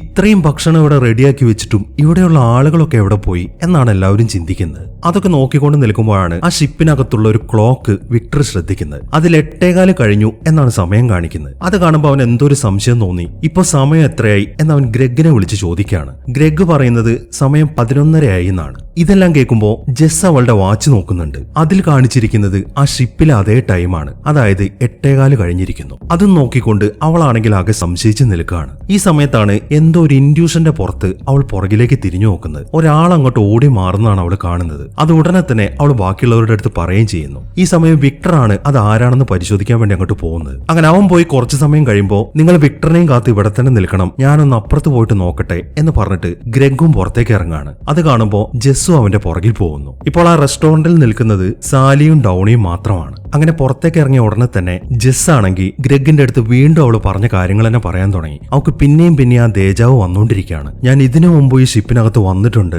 അതെനിക്ക് ഉറപ്പാണ് എന്ന് അവള് തറപ്പിച്ച് പറഞ്ഞുകൊണ്ടിരിക്കുകയാണ്. അതെല്ലാം കേൾക്കുമ്പോൾ നോക്ക് ജെസ്, ഒന്നാമത് ടോമിയെ പിരിഞ്ഞിരിക്കുന്നതിൽ നിനക്ക് നല്ല വിഷമമുണ്ട്. അത് കാരണം നീ ഓരോന്ന് ചിന്തിച്ച് കൂട്ടുന്നതാണ് ഇതൊക്കെ എന്നാണ് ഗ്രെഗ് പറയുന്നത്. അവരവിടെ നിന്ന് ആ കാര്യങ്ങളൊക്കെ സംസാരിച്ചുകൊണ്ട് നിൽക്കുമ്പോഴാണ് കുറച്ച് അപ്പുറത്തായിട്ട് ഒരു ശബ്ദം കേൾക്കുന്നത്. അവർ വേഗം തന്നെ അങ്ങോട്ട് നടക്കാൻ തുടങ്ങി. ഒരു റൂമിന്റെ അകത്ത് നിന്നാണ് ആ ശബ്ദം കേൾക്കുന്നത്. അവരതിനകത്തേക്ക് കയറി നോക്കുമ്പോൾ അവിടുത്തെ ബാത്റൂമിലെ വെള്ളം മൊത്തം തുറന്നു വിട്ടിരിക്കുകയാണ്. മാത്രമല്ല അവിടുത്തെ കണ്ണാടിയിൽ ഒരു കാര്യം എഴുതി വെച്ചിട്ടുണ്ട്. എല്ലാവരും തിയേറ്ററിലേക്ക് പോകണം എന്ന് ബ്ലഡ് കൊണ്ടാണ് അവിടെ എഴുതി വെച്ചിരിക്കുന്നത്. അതൊക്കെ കണ്ട് ആകെ അന്തം വിട്ട് നിൽക്കുകയാണ് അവർ രണ്ടുപേരും. ഈ സമയം വിക്ടർ ആണെങ്കിൽ അവിടെയൊക്കെ പരിശോധിച്ചുകൊണ്ട് മുന്നോട്ട് തന്നെ നടക്കുകയാണ്. അതിനിടയിൽ അവനൊരു ശബ്ദം കേൾക്കുന്നുണ്ട്. അത് പുറത്തെ ഡെക്കിൽ നിന്നാണ്. അവൻ വേഗം തന്നെ അങ്ങോട്ട് നടക്കാൻ തുടങ്ങി. അങ്ങനെ ജെസ്സും ഗ്രെഗും ആ റൂമിൽ നിന്ന് ഇറങ്ങുമ്പോൾ ജെസ് ഒരു കാര്യം പറയുന്നുണ്ട്. നിനക്കെന്താണ് ഗ്രെഗ് ഒരു പേടിയും തോന്നാത്തത്? ബ്ലഡ് കൊണ്ടാണ് ആ കണ്ണാടിയിൽ അത് എഴുതി വെച്ചിരിക്കുന്നത്. ഇത് കണ്ടിട്ട് നിനക്ക് ഒരു പേടിയും തോന്നുന്നില്ലേ എന്നാണ് അവൾ ചോദിക്കുന്നത്. അത് കേൾക്കുമ്പോൾ ഇതുപോലത്തെ പല ഷിപ്പുകളും ഞാൻ കണ്ടിട്ടുണ്ട്. ഇങ്ങനെയുള്ള ഷിപ്പുകളിലെ ജോലിക്കാർക്കൊക്കെ ചെറിയൊരു കുസൃതിയുണ്ട്. അവർ ബോറടിച്ചിരിക്കുമ്പോൾ ഇതുപോലത്തെ വിചിത്രമായ ചില കാര്യങ്ങളൊക്കെ ചെയ്തു വെക്കും. എനിക്ക് ഉറപ്പാണ് ഇതിലെ ജോലിക്കാർ നമ്മളെ കണ്ടിട്ടുണ്ട്, അവര് നമുക്ക് പണി തരുന്നതാണ് ഈ കാര്യങ്ങളൊക്കെ എന്നൊക്കെയാണ് ഗ്രെഗ് പറയുന്നത്. അത് കേൾക്കുമ്പോൾ എനിക്ക് അങ്ങനെ തോന്നുന്നില്ല ഗ്രെഗ്, എന്തായാലും ഞാൻ തിരിച്ചു പോവാണ് എന്ന് പറഞ്ഞിട്ട് അവൾ നടക്കാൻ തുടങ്ങി. അത് കാണുമ്പോൾ എന്താണ് ജസ് നീ ആലോചിച്ചു കൂട്ടുന്നത്? നീ ഇപ്പോൾ ഒരു ലോകം തന്നെ സങ്കല്പിച്ചിരിക്കുകയാണ്. എവിടെ നിന്നോ അവിടെ ഒരു ഷിപ്പ് പ്രത്യക്ഷപ്പെട്ടു, എന്നാൽ ആ ഷിപ്പിലാണെങ്കിൽ ആരുമില്ല. ഇങ്ങനെ ഒരു ലോകമാണ് നീ സങ്കല്പിച്ചു കൂട്ടിയിരിക്കുന്നത് എന്നൊക്കെയാണ് ഗ്രഗ് പറയുന്നത്. അത് കേൾക്കുമ്പോൾ എന്റെ ലോകത്തെ കുറിച്ചിട്ട് നീ സംസാരിക്കാൻ നിൽക്കേണ്ട ഗ്രഗ്, എന്റെ ലോകമെന്ന് പറയുന്നത് ടോമിയാണ്. അവനാണെങ്കിൽ ഇപ്പോൾ ഒറ്റയ്ക്കാണുള്ളത്, ഞാനാണെങ്കിൽ ഇവിടെയും. അതുകൊണ്ട് എന്റെ ലോകത്തെക്കുറിച്ച് നീ അധികം സംസാരിക്കണ്ട എന്ന് പറഞ്ഞിട്ട് അവൾ അവിടെ നിന്ന് പോവാണ്. ഇതേ സമയം സാലിയും ഡൗണിയും കൂടെ ഹെദറിനെ അന്വേഷിച്ച് നടന്നുകൊണ്ടിരിക്കുകയാണ്. അങ്ങനെ കുറച്ച് മുന്നിലെത്തുമ്പോഴാണ് താഴെ ബ്ലഡ് വീണിരിക്കുന്നവർ കാണുന്നത്. അവർ വേഗം തന്നെ ആ ബ്ലഡും നോക്കി മുന്നോട്ട് നടക്കാൻ തുടങ്ങി. അങ്ങനെ നടന്ന് അവർ പുറത്താണ് എത്തുന്നത്. അവിടെയും ആ ബ്ലഡ് കാണുന്നുണ്ട്. അതുകൊണ്ട് തന്നെ സാലിക്ക് ശരിക്കും ടെൻഷൻ ആവാൻ തുടങ്ങി. ഹെദറിന്റെ ബ്ലഡ് ആണത് എന്നാണ് അവൾ വിചാരിച്ചിരിക്കുന്നത്. അങ്ങനെ അവർ വീണ്ടും നടന്ന് എത്തിച്ചേരുന്നത് ആ ഷിപ്പിനകത്തെ തിയേറ്ററിന്റെ ഉള്ളിലാണ്. പക്ഷെ അവിടെ എങ്ങും ആ ബ്ലഡ് കാണുന്നില്ല. അതുകൊണ്ട് തന്നെ ഇവിടെ ബ്ലഡ് കാണുന്നില്ല, നമുക്ക് പുറത്ത് തന്നെ നോക്കാം എന്നാണ് അവൾ പറയുന്നത്. അത് കേൾക്കുമ്പോൾ നീ വിചാരിക്കുന്നത് പോലെ അത് ഹെദറിന്റെ ബ്ലഡ് ഒന്നും ആയിരിക്കത്തില്ല സാലി. അവൾ ഈ ഷിപ്പിനകത്തേക്ക് വന്നിട്ടുണ്ട് എന്ന് പോലെ ഞാൻ വിശ്വസിക്കുന്നില്ല എന്നാണ് ഡൗണി പറയുന്നത്. അത് കേൾക്കുമ്പോൾ പിന്നെ ആരുടെ ബ്ലഡാണ് നമ്മൾ ഈ കാണുന്നത് എന്നായി അവളുടെ ചോദ്യം. ഈ സമയം തന്നെ ജസ് ആണെങ്കിൽ വീണ്ടും ആ റെസ്റ്റോറന്റിന്റെ അകത്ത് എത്തിയിട്ടുണ്ട്. അവൾ അവിടെയൊക്കെ പരിശോധിച്ചുകൊണ്ട് നിൽക്കുമ്പോഴാണ് പുറത്തു നിന്നും വീണ്ടും ഒരു ശബ്ദം കേൾക്കുന്നത്. അവൾ വേഗം തന്നെ ചെന്നിട്ട് അവിടെ മറഞ്ഞു നിൽക്കാൻ തുടങ്ങി. അത് വിക്ടർ ആയിരുന്നു. അവൻ അങ്ങോട്ട് നടന്നു വരാൻ തുടങ്ങി. പക്ഷെ അവന്റെ ദേഹത്ത് മൊത്തം ചോരയാണ്. അത് കാണുമ്പോൾ നിനക്കിത് എന്താണ് പറ്റിയെന്നും ചോദിച്ചുകൊണ്ട് ജസ് അവന്റെ അടുത്തേക്ക് നടക്കാൻ തുടങ്ങി. എന്നാൽ വിക്ടർ ആണെങ്കിൽ അതിന് മറുപടി ഒന്നും പറയുന്നില്ല. അവൻ അവളെ കൊല്ലാൻ ശ്രമിച്ചുകൊണ്ടിരിക്കുകയാണ്. അവന്റെ തലയ്ക്ക് പുറകിലായിട്ട് നല്ലൊരു മുറിവ് പറ്റിയിട്ടുണ്ട്. അവനെ തള്ളി മാറ്റാൻ ശ്രമിക്കുന്നതിനിടയിൽ അവൾ ആ മുറിവിനിട്ടാണ് ഞെക്കുന്നത്. അതോടൊപ്പം തന്നെ അവൻ മരിച്ച് താഴേക്ക് വീഴുകയും ചെയ്യുന്നു. അതൊക്കെ കണ്ട് ജസ് ആണെങ്കിൽ ആകെ പേടിച്ചിരിക്കുകയാണ്. ഈ സമയത്താണ് പുറകിൽ നിന്നും ഒരു വെടിവെച്ച് കേൾക്കുന്നത്. അത് കേട്ട ഉടനെ തന്നെ അവൾ അങ്ങോട്ട് നടക്കാൻ തുടങ്ങി. തിയേറ്ററിനകത്തു നിന്നാണ് ആ വെടിവെച്ച് കേട്ടത്. അവൾ അങ്ങോട്ട് ചെന്ന് നോക്കുമ്പോൾ ഗ്രെഗിന് വെടിയേറ്റിട്ടുണ്ട്. അവനിപ്പോ മരിച്ചിരിക്കുകയാണ്. അത് കണ്ട് സാലിയും ഡൗണിയും കരഞ്ഞുകൊണ്ടിരിക്കുകയാണ്. അവരുടെ അടുത്തേക്കാണ് ജസ് ഓടി ചെല്ലുന്നത്. അവൾ അങ്ങോട്ട് വരുന്ന കാണുമ്പോൾ തന്നെ സാലി അവളുടെ അടുത്തേക്ക് ചെന്നിട്ട് അവളെ അടിക്കാൻ തുടങ്ങി. നീ ഒരാള് കാരണമാണ് ഇതൊക്കെ സംഭവിച്ചത്. ഗ്രെഗ് മരിക്കുന്നതിന് മുമ്പ് ഒരൊറ്റ കാര്യമേ പറഞ്ഞിട്ടുള്ളൂ, നീയാണ് അവനെ ഷൂട്ട് ചെയ്തതെന്ന്. എന്തിനാണ് നീ ഇതൊക്കെ ചെയ്തത് എന്ന് പറഞ്ഞിട്ടാണ് സാലി അവളെ ഉപദ്രവിച്ചുകൊണ്ടിരിക്കുന്നത്. അത് കേൾക്കുമ്പോൾ ഞാനല്ല ഇത് ചെയ്തത്, ഞാൻ വിക്ടറിന്റെ അടുത്തായിരുന്നു, അവനെ ആരോ ഉപദ്രവിച്ചിട്ടുണ്ട് എന്നാണ് ജസ് അതിന് മറുപടി പറയുന്നത്. അവനെ ആരോ ഉപദ്രവിച്ചെന്നോ? അല്ല, ഞാനൊരു കാര്യം ചോദിക്കട്ടെ, നീ എന്തിനാണ് ഞങ്ങളുടെ അടുത്ത് ഈ തിയേറ്ററിലേക്ക് വരാൻ പറഞ്ഞത് എന്നാണ് ഡൗണി ചോദിക്കുന്നത്. പെട്ടെന്നാണ് വീണ്ടും അങ്ങോട്ട് വെടിവെക്കുന്നത്. അത് സാലിക്കാണ് കൊള്ളുന്നത്. ജസ് നോക്കുമ്പോൾ മുഖംമൂടി വെച്ച ഒരാളാണ് ഷൂട്ട് ചെയ്തുകൊണ്ടിരിക്കുന്നത്. തുടരെ അയാൾ ഷൂട്ട് ചെയ്തുകൊണ്ടിരിക്കുകയാണ്. അങ്ങനെ ആ വെടിയേറ്റ് ഡൗണി ഉടനെ തന്നെ മരിച്ചു പോകുന്നു. അത് കാണുമ്പോൾ ജസ് എന്തെന്ന് വെച്ച് കഴിഞ്ഞാൽ സാലിയെ പിടിച്ചു വലിക്കാൻ തുടങ്ങി. പക്ഷെ അപ്പോഴേക്കും അവളും വെടിയേറ്റ് മരിക്കുകയാണ്. ഇതൊക്കെ കണ്ട് ജസ് അവിടെ നിന്ന് എഴുന്നേറ്റ് ഓടാൻ തുടങ്ങി. ആ മുഖംമൂടിക്കാരനാണെങ്കിൽ അവളെ ഫോളോ ചെയ്ത് വരികയും ചെയ്യുന്നുണ്ട്. അങ്ങനെ ജസ് നേരെ ഓടി ചെല്ലുന്നത് ആ ഷിപ്പിനകത്തെ കിച്ചണിലേക്കാണ്. ആ മുഖംമൂടിക്കാരനും അവളെ ഫോളോ ചെയ്ത് അങ്ങോട്ട് വരുന്നുണ്ട്. എന്നാൽ അയാൾ കിച്ചണിന്റെ അകത്തേക്ക് കയറുന്നില്ല. അയാൾ അവിടെ നിന്ന് പോയത് കാണുമ്പോൾ ജസ് വീണ്ടും അവിടെ നിന്ന് എഴുന്നേറ്റ് ഓടാൻ തുടങ്ങി. പെട്ടെന്നാണ് ആ മുഖംമൂടിക്കാരൻ വീണ്ടും അങ്ങോട്ട് വരുന്നത്. വന്ന ഉടനെ തന്നെ അയാൾ അവളെ ഇടിച്ചു വീഴ്ത്താണ്. അതിനുശേഷം ആ തോക്ക് വെച്ച് അവളെ ഷൂട്ട് ചെയ്യാൻ തുടങ്ങി. ഈ സമയത്ത് ജസ് ഒരു കാര്യം പറയുന്നുണ്ട്, എനിക്കൊരു മകനുണ്ട്, ദയവ് ചെയ്ത് എന്നെ കൊല്ലരുത് എന്നാണ് അവൾ പറയുന്നത്. എന്നിട്ടും ആ മുഖംമൂടിക്കാരൻ അവളെ ഷൂട്ട് ചെയ്യാൻ ഒരുങ്ങാണ്. അത് കാണുമ്പോൾ അവൾ എന്തെന്ന് വെച്ച് കഴിഞ്ഞാൽ ആ തോക്ക് പിടിച്ച് മാറ്റാൻ തുടങ്ങി. അങ്ങനെ അവർ തമ്മിൽ ഒരു ഫൈറ്റ് നടന്നുകൊണ്ടിരിക്കുകയാണ്. അങ്ങനെ കുറച്ച് സമയത്തെ ഫൈറ്റിന് ശേഷം അവൾ അവിടെ നിന്ന് വീണ്ടും ഓടാൻ തുടങ്ങി. അവൾ താഴത്തെ ഡെക്കിലേക്ക് ഇറങ്ങാൻ തുടങ്ങാണ്. അത് കാണുമ്പോൾ ആ മുഖംമൂടിക്കാരൻ ആ തോക്കെടുത്തിട്ടാണ് അവളെ എറിയുന്നത്. അതിൽ തട്ടി അവൾ താഴേക്ക് വീഴുകയും ചെയ്യുന്നു. അങ്ങനെ അവൾ അവിടെ നിന്ന് എഴുന്നേറ്റ് ഓടുന്ന വഴി ഒരു മഴവും കൂടെ കയ്യിലെടുക്കുന്നുണ്ട്. അങ്ങനെ വീണ്ടും അവർ തമ്മിൽ ഫൈറ്റ് ചെയ്യാൻ തുടങ്ങി. ആ മുഖംമൂടിക്കാരനിപ്പോ അവളുടെ മുന്നിൽ പിടിച്ചു നിൽക്കാൻ സാധിക്കുന്നില്ല. ഈ സമയം ആ മുഖംമൂടിക്കാരൻ ഒരു കാര്യം അവളുടെ അടുത്ത് പറയുന്നുണ്ട്, നിന്റെ കൂട്ടത്തിലുള്ള എല്ലാവരെയും നീ കൊല്ലണം, എങ്കിൽ മാത്രമേ നിനക്ക് വീട്ടിലേക്ക് പോകാൻ സാധിക്കത്തുള്ളൂ എന്നാണ് അയാൾ പറയുന്നത്. അത് കേൾക്കുമ്പോൾ അവൾ എന്ത് ചെയ്യുന്നു വെച്ച് കഴിഞ്ഞാൽ ആ മഴ എടുത്തിട്ട് അയക്ക് നേരെ വീശാണ്. അതോടൊപ്പം തന്നെ അയാൾ ആ കപ്പലിൽ നിന്ന് കടലിലേക്ക് വീണു പോവുകയും ചെയ്യുന്നു. അങ്ങനെ അയാൾ താഴേക്ക് വീണത് കണ്ട് അവൾ ശരിക്കും സമാധാനത്തിൽ നിൽക്കുകയാണ്. ഈ സമയത്താണ് കുറച്ച് അപ്പുറത്ത് നിന്നും ഒരു പാട്ട് കേൾക്കുന്നത്. അവൾ വേഗം തന്നെ അതിന്റെ അടുത്തേക്ക് നടക്കാൻ തുടങ്ങി. അതൊരു ഓഡിയോ പ്ലെയർ ആയിരുന്നു. അവൾ അങ്ങോട്ട് ചെന്നിട്ട് ആ പാട്ടിന്റെ ട്രാക്ക് മാറ്റി വെക്കുന്നുണ്ട്. ഇപ്പോൾ മറ്റൊരു പാട്ടാണ് പ്ലേ ചെയ്തുകൊണ്ടിരിക്കുന്നത്. അങ്ങനെ ആ പാട്ട് മാറ്റി കഴിഞ്ഞിട്ട് അവൾ നേരെ പോകുന്നത് അവിടുത്തെ കണ്ണാടിയുടെ മുന്നിലേക്കാണ്. അവളുടെ മുഖത്ത് ചോരയൊക്കെ പറ്റിയിട്ടുണ്ട്. അതൊക്കെ നോക്കിക്കൊണ്ട് നിൽക്കുമ്പോഴാണ് പുറത്തു നിന്നൊരു ശബ്ദം കേൾക്കുന്നത്. ഹെൽപ്പ് ചെയ്യണമെന്നും പറഞ്ഞിട്ട് കുറെ ആളുകൾ ഉറക്കെ വിളിച്ചുകൊണ്ടിരിക്കുകയാണ്. ഈ ഒരു അവസരത്തിലാണ് ഈ സിനിമ ഒരു ഗംഭീരമായ വഴിത്തിരിവിലേക്ക് വരുന്നത്. അവൾ അങ്ങോട്ട് ചെന്ന് നോക്കുമ്പോൾ അത് അവളുടെ ടീം തന്നെയാണ്. ആ കൂട്ടത്തിൽ അവളും നിൽക്കുന്നുണ്ട്. ഈ ഒരു സീനാണ് നമ്മൾ ഈ സിനിമയുടെ തുടക്കത്തിൽ കണ്ടത്. തുടക്കത്തിൽ ആ ഷിപ്പിൽ ആരാണ് നിൽക്കുന്നത് എന്ന കാര്യം വ്യക്തമായിട്ട് കാണിക്കുന്നില്ല. എന്നാൽ യഥാർത്ഥത്തിൽ ആ ഷിപ്പിൽ നിന്നിരുന്നത് ജസ് തന്നെയായിരുന്നു. ഈ ഒരു കാര്യം അവൾ ഇപ്പോഴാണ് തിരിച്ചറിയുന്നത്. അങ്ങനെ ജസ് വീണ്ടും അകത്തേക്ക് പോവാണ്. അവളുടെ കിളിയൊക്കെ ശരിക്കും പോയിട്ടുണ്ട്. എന്തുകൊണ്ടാണ് ഇങ്ങനെയൊക്കെ സംഭവിക്കുന്നത് എന്നും ചിന്തിച്ച് പുറകിലേക്ക് നടക്കുമ്പോഴാണ് അവളുടെ ശരീരം തട്ടി ആ ഓഡിയോ പ്ലെയറിലെ പാട്ട് വീണ്ടും മാറുന്നത്. ആദ്യം പാടിക്കൊണ്ടിരുന്ന പാട്ടാണ് ഇപ്പോഴതിൽ പ്ലേ ചെയ്യുന്നത്. ആദ്യത്തെ അവളുടെ ടീം മൊത്തത്തിൽ മരിച്ചു. അതിലിനിയിപ്പോ ഇവള് മാത്രമേ ബാക്കിയുള്ളൂ. ഇപ്പോഴങ്ങോട്ട് കയറി കയറി വരുന്നത് ജെസ്സിന്റെയും കൂട്ടരുടെയും രണ്ടാമത്തെ ടീമാണ്. നമ്മൾ തുടക്കത്തിൽ കണ്ടതാണ്. അവർ ആ ക്യാപ്റ്റനെ അന്വേഷിച്ച് ഷിപ്പിന്റെ അകത്തേക്ക് നടക്കുമ്പോൾ മുകളിൽ നിന്നും ആരോ അവരെ വാച്ച് ചെയ്തിട്ടുണ്ടായിരുന്നു. അത് ഈ ജെസ് ആണ്. അങ്ങനെ രണ്ടാമത്തെ ടീം ഇപ്പോൾ ഷിപ്പിന്റെ അകത്തേക്ക് കയറിയിട്ടുണ്ട്. അവരെയും ശ്രദ്ധിച്ചുകൊണ്ട് ആദ്യത്തെ ജെസ് ആണെങ്കിൽ അവിടെ പതുങ്ങി നിൽക്കുകയാണ്. അതിനിടയിൽ രണ്ടാമത്തെ ജെസ്സും ഗ്രെഗും കൂടെ സംസാരിക്കുന്ന അവൾ കേൾക്കുന്നുണ്ട്. അതായത് അവർക്ക് അവിടെ ദേജാവോ അനുഭവപ്പെടുന്നു, ഈ ഷിപ്പിൽ ഞാൻ മുന്നേ വന്നിട്ടുണ്ട് എന്നൊക്കെ അവർ തമ്മിൽ സംസാരിക്കുന്നതാണ് ആദ്യത്തെ ജെസ് കേട്ടുകൊണ്ട് നിൽക്കുന്നത്. അങ്ങനെ അവരവിടെ നിന്ന് പോയി കഴിയുമ്പോൾ ജെസ് വേഗം കുറച്ച് അപ്പുറത്തേക്ക് നടക്കാൻ തുടങ്ങി. ഈ സമയം രണ്ടാമത്തെ ടീം ഇപ്പോൾ ആ എയോളസിനെ കുറിച്ച് സംസാരിച്ചുകൊണ്ട് നിൽക്കുകയാണ്. അതായത് മരണത്തെ വഞ്ചിച്ചതിന് ആ സിഫിസിസിന് കിട്ടിയ ശിക്ഷയെ കുറിച്ചൊക്കെ. അതെല്ലാം കൂടെ കേൾക്കുമ്പോൾ ആദ്യത്തെ ജെസ്സിന് ശരിക്കും ഭ്രാന്ത് പിടിക്കുന്നുണ്ട്. അവൾ പതുക്കെ താഴേക്ക് ഇരിക്കുകയാണ്. അതോടൊപ്പം തന്നെ അവളുടെ പോക്കറ്റിൽ നിന്നും ആ കീ താഴേക്ക് വീഴുകയും ചെയ്യുന്നു. ഈ ശബ്ദമാണ് ആ ടീം കേട്ടത്. അവരങ്ങോട്ട് വരുന്നുണ്ടെന്ന് മനസ്സിലാവുമ്പോൾ തന്നെ ജെസ് വേഗം അവിടെ നിന്ന് ഓടിപ്പോവാണ്. അങ്ങനെ അവൾ നേരെ ചെല്ലുന്നത് ജെസ്സും ഗ്രെഗും ആദ്യം കയറിയ റൂമിന്റെ അകത്തേക്കാണ്. അവൾ നോക്കുമ്പോൾ തിയേറ്ററിലേക്ക് പോകണം എന്ന് എഴുതി വെച്ചത് ഇപ്പോഴും ആ കണ്ണാടിയിൽ തന്നെയുണ്ട്. അതൊന്ന് നോക്കിയതിനു ശേഷം അവൾ വീണ്ടും ആ റൂമിൽ നിന്ന് പുറത്തേക്ക് ഇറങ്ങാണ്. അങ്ങനെ അവൾ നേരെ നടന്നെത്തിച്ചേരുന്നത് റെസ്റ്റോറന്റിന്റെ അടുത്താണ്. ഈ സമയം രണ്ടാമത്തെ ടീം അവിടെ നിൽക്കുന്നുണ്ട്. ആദ്യത്തെ ജെസ് ആണെങ്കിൽ അവിടെ പതുങ്ങി നിൽക്കുകയാണ്. അതിനിടയിലാണ് ഒരു ഇൻഡ്യൂഷന്റെ പുറത്ത് രണ്ടാമത്തെ ജെസ് തിരിഞ്ഞു നോക്കുന്നത്. അത് കണ്ട ഉടനെ തന്നെ ഒന്നാമത്തെ ജെസ് അവിടെ നിന്ന് ഓടിപ്പോവുകയും ചെയ്യുന്നു. ഈ ഒരു സീനാണ് നമ്മൾ ആദ്യം കണ്ടത്. അതിനെ തുടർന്നാണ് വിക്ടർ ആരാണെന്ന് അന്വേഷിക്കാൻ വേണ്ടി പുറത്തേക്ക് ഇറങ്ങുന്നത്. അങ്ങനെ ആദ്യത്തെ ജെസ് നേരെ പോകുന്നത് പുറത്തെ ഡെക്കിലേക്കാണ്. എന്താണ് ചെയ്യേണ്ടത് എന്നൊക്കെ ആലോചിച്ചുകൊണ്ട് അവിടെ നിൽക്കുമ്പോഴാണ് അവൾ പുറത്തൊരു കാര്യം ശ്രദ്ധിക്കുന്നത്. ഡൗണിയുടെ ശരീരം കടലിൽ പൊങ്ങി കിടക്കുന്നുണ്ട്. കുറെ പക്ഷികൾ അങ്ങോട്ട് വന്നിട്ട് അതെല്ലാം കൊത്തി തിന്നുകൊണ്ടിരിക്കുകയാണ്. അത് കണ്ട ഉടനെ തന്നെ അവൾ ആ ഡെക്കിൽ നിന്ന് വേഗം താഴേക്ക് ഇറങ്ങുന്നു.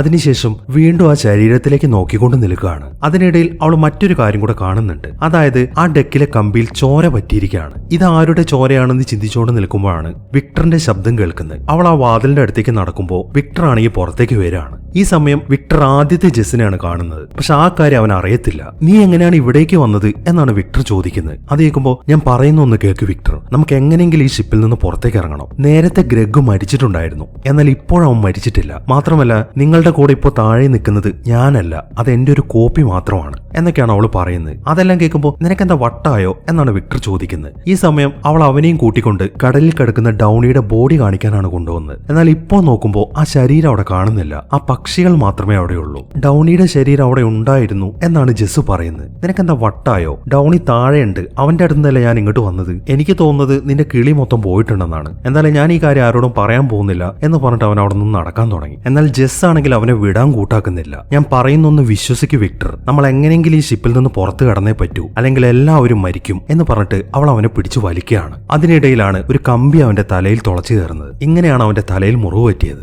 അതെല്ലാം കാണുമ്പോൾ ഞാനല്ല ഇതൊന്നും ചെയ്തതെന്നും പറഞ്ഞിട്ട് ജെസ് വേഗം തന്നെ അവിടെ നിന്ന് ഓടിപ്പോവാണ്. ഈ സമയം വിക്ടർ ആണെങ്കിൽ അവിടെ നിന്ന് നടക്കാൻ ശ്രമിച്ചുകൊണ്ടിരിക്കുകയാണ്. അവൻ അവിടുത്തെ കമ്പിയിലൊക്കെ പിടിക്കുന്നുണ്ട്. അവന്റെ കയ്യിലാണെങ്കിൽ മൊത്തം ചോരയാണ്. ഈ ഒരു സമയത്താണ് ജെസ് നേരത്തെ കണ്ട ബ്ലഡൊക്കെ ആ കമ്പിയിൽ പറ്റിപ്പിടിച്ചത്. അങ്ങനെ ജെസ് നേരെ പോകുന്നത് ആ ഷിപ്പിനകത്തെ വേറൊരു റൂമിന്റെ ഉള്ളിലേക്കാണ്. ടോമിയെ കുറിച്ചിട്ടുള്ള ചിന്തകൾ മാത്രമാണ് അവൾക്ക് ഇപ്പോഴുള്ളത്. എന്താണ് ചെയ്യേണ്ടത്, എങ്ങനെയാണ് ഇവിടെ നിന്ന് രക്ഷപ്പെടുക എന്നൊക്കെ ആലോചിച്ച് അവൾ അവിടെ ഇരിക്കുമ്പോഴാണ് താഴെ കുറെ പേപ്പറുകൾ കിടക്കുന്ന അവൾ കാണുന്നത്. എല്ലാ പേപ്പറിലും ഒരേ കാര്യമാണ് എഴുതി വെച്ചിരിക്കുന്നത്. അവർ ആ ഷിപ്പിലേക്ക് വന്നാൽ ഉടൻ എല്ലാവരെയും കൊല്ലണം എന്നാണ് അതിൽ എഴുതിയിരിക്കുന്നത്. ജെസ് എന്ത് ചെയ്യുന്നു വെച്ച് കഴിഞ്ഞാൽ അവിടെ ഇരിക്കുന്ന ഒരു പേപ്പറിൽ ആ കാര്യം വീണ്ടും എഴുതുകയാണ്. ആ സെയിം ഹാൻഡ് റൈറ്റിംഗ് തന്നെയായിരുന്നു അത്. അതിൽ നിന്നും അവൾ തന്നെയാണ് അത് എഴുതിയിരിക്കുന്നത് എന്ന കാര്യം അവൾക്ക് മനസ്സിലായി. അങ്ങനെ അവൾ അവിടെ നിന്ന് എഴുന്നേറ്റ് നോക്കുമ്പോഴാണ് നേരത്തെ വന്ന ആ മുഖമൂടിക്കാരൻ ഇട്ടിരിക്കുന്ന അതേപോലത്തെ കോട്ടുകൾ അവൾ കാണുന്നത്. അപ്പോൾ നേരത്തെ വന്ന ആ മുഖമൂടിക്കാരനും അവൾ തന്നെയായിരുന്നു എന്ന കാര്യം അവൾക്ക് മനസ്സിലായി. അവൾ പറഞ്ഞ കാര്യങ്ങളാണ് ഇപ്പോൾ ജെസ്സിന്റെ ചെവിയിൽ മുഴങ്ങിക്കൊണ്ടിരിക്കുന്നത്. എല്ലാവരെയും ഉടനെ തന്നെ കൊല്ലണം, എങ്കിൽ മാത്രമേ നിനക്ക് വീട്ടിൽ പോകാൻ പറ്റൂ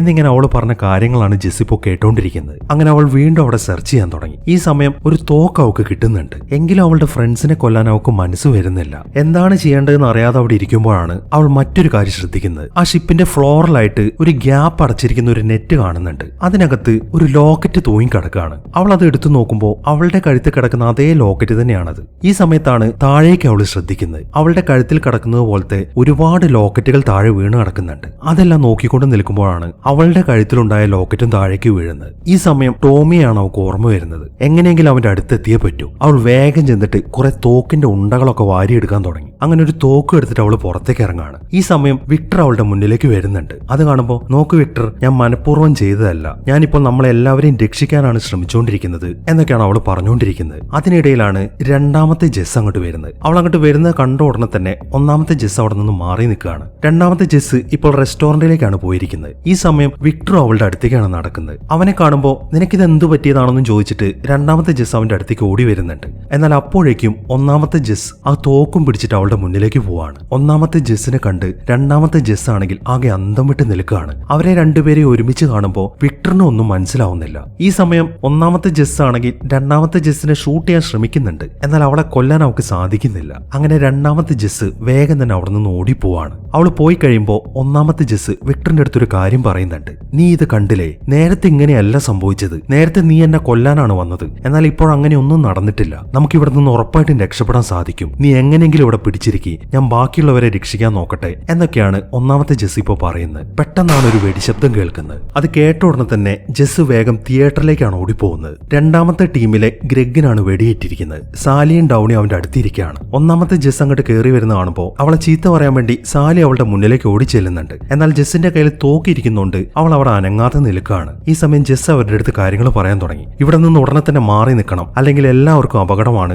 എന്ന് പറഞ്ഞിട്ട് അവൾ അവരെ തള്ളി മാറ്റാൻ തുടങ്ങി. ഈ സമയം മറ്റൊരു ജെസ് മുകളിൽ നിന്ന് ഷൂട്ട് ചെയ്യാണ്. അത് കണ്ട ഉടനെ തന്നെ ഒന്നാമത്തെ ജെസ് അവളുടെ തലയ്ക്ക് നേരെയാണ് ഷൂട്ട് ചെയ്യുന്നത്. അത് അവളുടെ തലയ്ക്ക് കൊള്ളുന്നുണ്ടെങ്കിലും അവൾ മരിക്കുന്നില്ല. അങ്ങനെ ഒന്നാമത്തെ ജെസ് ഡൗണിയെയും സാലിയെയും കൊണ്ട് പുറത്തേക്ക് ഇറങ്ങി. അതിനുശേഷം കാര്യങ്ങളൊക്കെ പറയാൻ തുടങ്ങി. എല്ലാം വീണ്ടും വീണ്ടും ആരംഭിച്ചുകൊണ്ടിരിക്കുകയാണ്. ഈ ക്രമങ്ങളൊക്കെ നമുക്ക് മാറ്റാൻ പറ്റും, അതിന് നിങ്ങൾ എന്റെ കൂടെ തന്നെ നിൽക്കണം എന്നൊക്കെയാണ് ജെസ് പറയുന്നത്. അത് കേൾക്കുമ്പോൾ നീ എന്തൊക്കെയാണ് ഈ പറഞ്ഞു വരുന്നത്? ക്രമം മാറ്റണമെന്നോ? ഞങ്ങൾക്കൊന്നും മനസ്സിലാവുന്നില്ല, നിനക്ക് വട്ടാണോ എന്നൊക്കെയാണ് അവർ ചോദിക്കുന്നത്. അത് കേൾക്കുമ്പോൾ ഞാൻ പറയുന്നത് സത്യമാണെന്ന് ഞാൻ തെളിയിച്ചു തരാം. അതിനെനിക്ക് വിക്ടറിനെ ഇങ്ങോട്ട് കൂട്ടിക്കൊണ്ടുവരണം. അതുവരെ നിങ്ങൾ ഇവിടെ തന്നെ നിൽക്കണം. ഈ തോക്കും പിടിച്ചോ, ചിലപ്പോൾ ആരെങ്കിലുമൊക്കെ നിങ്ങളുടെ മുന്നിലേക്ക് വരാം, ഒരാളെയും വിശ്വസിക്കരുത് എന്ന് പറഞ്ഞിട്ട് ജെസ് വേഗം വിക്ടറിന്റെ അടുത്തേക്ക് പോവാണ്. പക്ഷെ അവൾ അവിടെ ചെന്ന് നോക്കുമ്പോൾ വിക്ടറിനെ കാണുന്നില്ല. അവൻ ആരോ വലിച്ചഴിച്ചുകൊണ്ട് പുറത്തേക്ക് പോയിട്ടുണ്ട്. ജെസ് വേഗം തന്നെ ആ ചോരപ്പാടും നോക്കി പുറത്തേക്ക് നടക്കാൻ തുടങ്ങി. അവൾ പുറത്തേക്ക് എത്തുമ്പോൾ ആ ഡെക്കിന്റെ അവിടുത്തെ കമ്പികളിൽ നിറയെ ചോര പറ്റിയിരിക്കുകയാണ്. അതെല്ലാം ശ്രദ്ധിച്ചുകൊണ്ട് നിൽക്കുമ്പോഴാണ് ഒരു വെടിശബ്ദം വീണ്ടും കേൾക്കുന്നത്. അവൾ വേഗം തന്നെ ആ ഭാഗത്തേക്ക് ഓടാൻ തുടങ്ങി. അത് ഡൗണി ആയിരുന്നു. അവൻ ആരെയോ കണ്ട് ഷൂട്ട് ചെയ്തുകൊണ്ടിരിക്കുകയാണ്. അത് മറ്റാരുമായിരുന്നില്ല, അത് തലയിൽ വെടികൊണ്ട ആ ജെസ് ആയിരുന്നു. അവൾ അപ്പുറത്ത് മറഞ്ഞു നിൽക്കുകയാണ്. അവൾ എന്ത് ചെയ്യുന്നു വെച്ച് കഴിഞ്ഞാൽ വേഗം തന്നെ അവളുടെ മുഖമൂടി മാറ്റിയിട്ട് നേരെ ഡൗണിയുടെയും സാലിയുടെയും അടുത്തേക്ക് ചെല്ലാണ്. അതിനുശേഷം കാര്യങ്ങളൊക്കെ പറയാൻ തുടങ്ങി. വിക്ടർ മരിച്ചു, അവൻ ആ കടലിലേക്ക് വീണുപോയി. നിങ്ങൾക്ക് രക്ഷപ്പെടണമെന്നുണ്ടെങ്കിൽ നിങ്ങൾ എന്റെ കൂടെ വരണം എന്ന് പറഞ്ഞിട്ട് അവൾ അവിടെ നിന്ന് നടക്കാൻ തുടങ്ങി. മറ്റൊരു നിവൃത്തിയും ഇല്ലാത്തതുകൊണ്ട് ഡൗണിയും സാലിയും അവളെ ഫോളോ ചെയ്ത് പുറകെ നടക്കുകയാണ്. ഈ സമയം ഒന്നാമത്തെ ജെസ് ഡൗണിയെയും സാലിയെയും വിളിക്കുന്ന ശബ്ദം കേൾക്കുന്നുണ്ട്. അത് കേൾക്കുമ്പോൾ ഡൗണിക്ക് സാലിക്ക് ഒന്നും മനസ്സിലാവുന്നില്ല. എന്തൊക്കെയാണ് ഇവിടെ സംഭവിക്കുന്നത് എന്നൊക്കെയാണ് അവർ ചോദിക്കുന്നത്. അത് കേൾക്കുമ്പോൾ നിങ്ങൾ അതൊന്നും മൈൻഡ് ചെയ്യണ്ട, എന്റെ പുറകിൽ വാ എന്നും പറഞ്ഞിട്ട് ആ തലയിൽ വെടികൊണ്ട ജെസ് അവരെയും കൊണ്ട് നേരത്തെ ആ റൂമിലേക്കാണ് പോകുന്നത്. അതിനുശേഷം അവൾ പെട്ടെന്ന് ഒരു കത്തി എടുത്തിട്ട് ഡൗണിയുടെ കഴുത്തിനൊരു വെട്ടു കൊടുക്കുകയാണ്. അത് കാണുമ്പോൾ സാലി ഉറക്കെ കരയാൻ തുടങ്ങി. ഈ സമയം ജെസ് അവളുടെ വയറ്റിനൊരു കുത്തു കൊടുക്കുകയാണ്. അതിനുശേഷം അവൾ വീണ്ടും ഡൗണിയെ കുത്താൻ തുടങ്ങി. ഈ ഒരു അവസരത്തിൽ സാലി വേഗം പുറത്തേക്ക് ഇറങ്ങുന്നു. അവളെ മുന്നോട്ട് ഓടിപ്പോകുന്നത് ഒന്നാമത്തെ ജെസ്സും കാണുന്നുണ്ട്. അവൾ വേഗം തന്നെ സാലിയുടെ പുറകെ പോവാണ്. എന്നാൽ സാലിയാണെങ്കിൽ നേരെ ഓടിച്ചെല്ലുന്നത് ആ ഷിപ്പിനുള്ളിലെ കൺട്രോൾ റൂമിന്റെ അകത്തേക്കാണ്.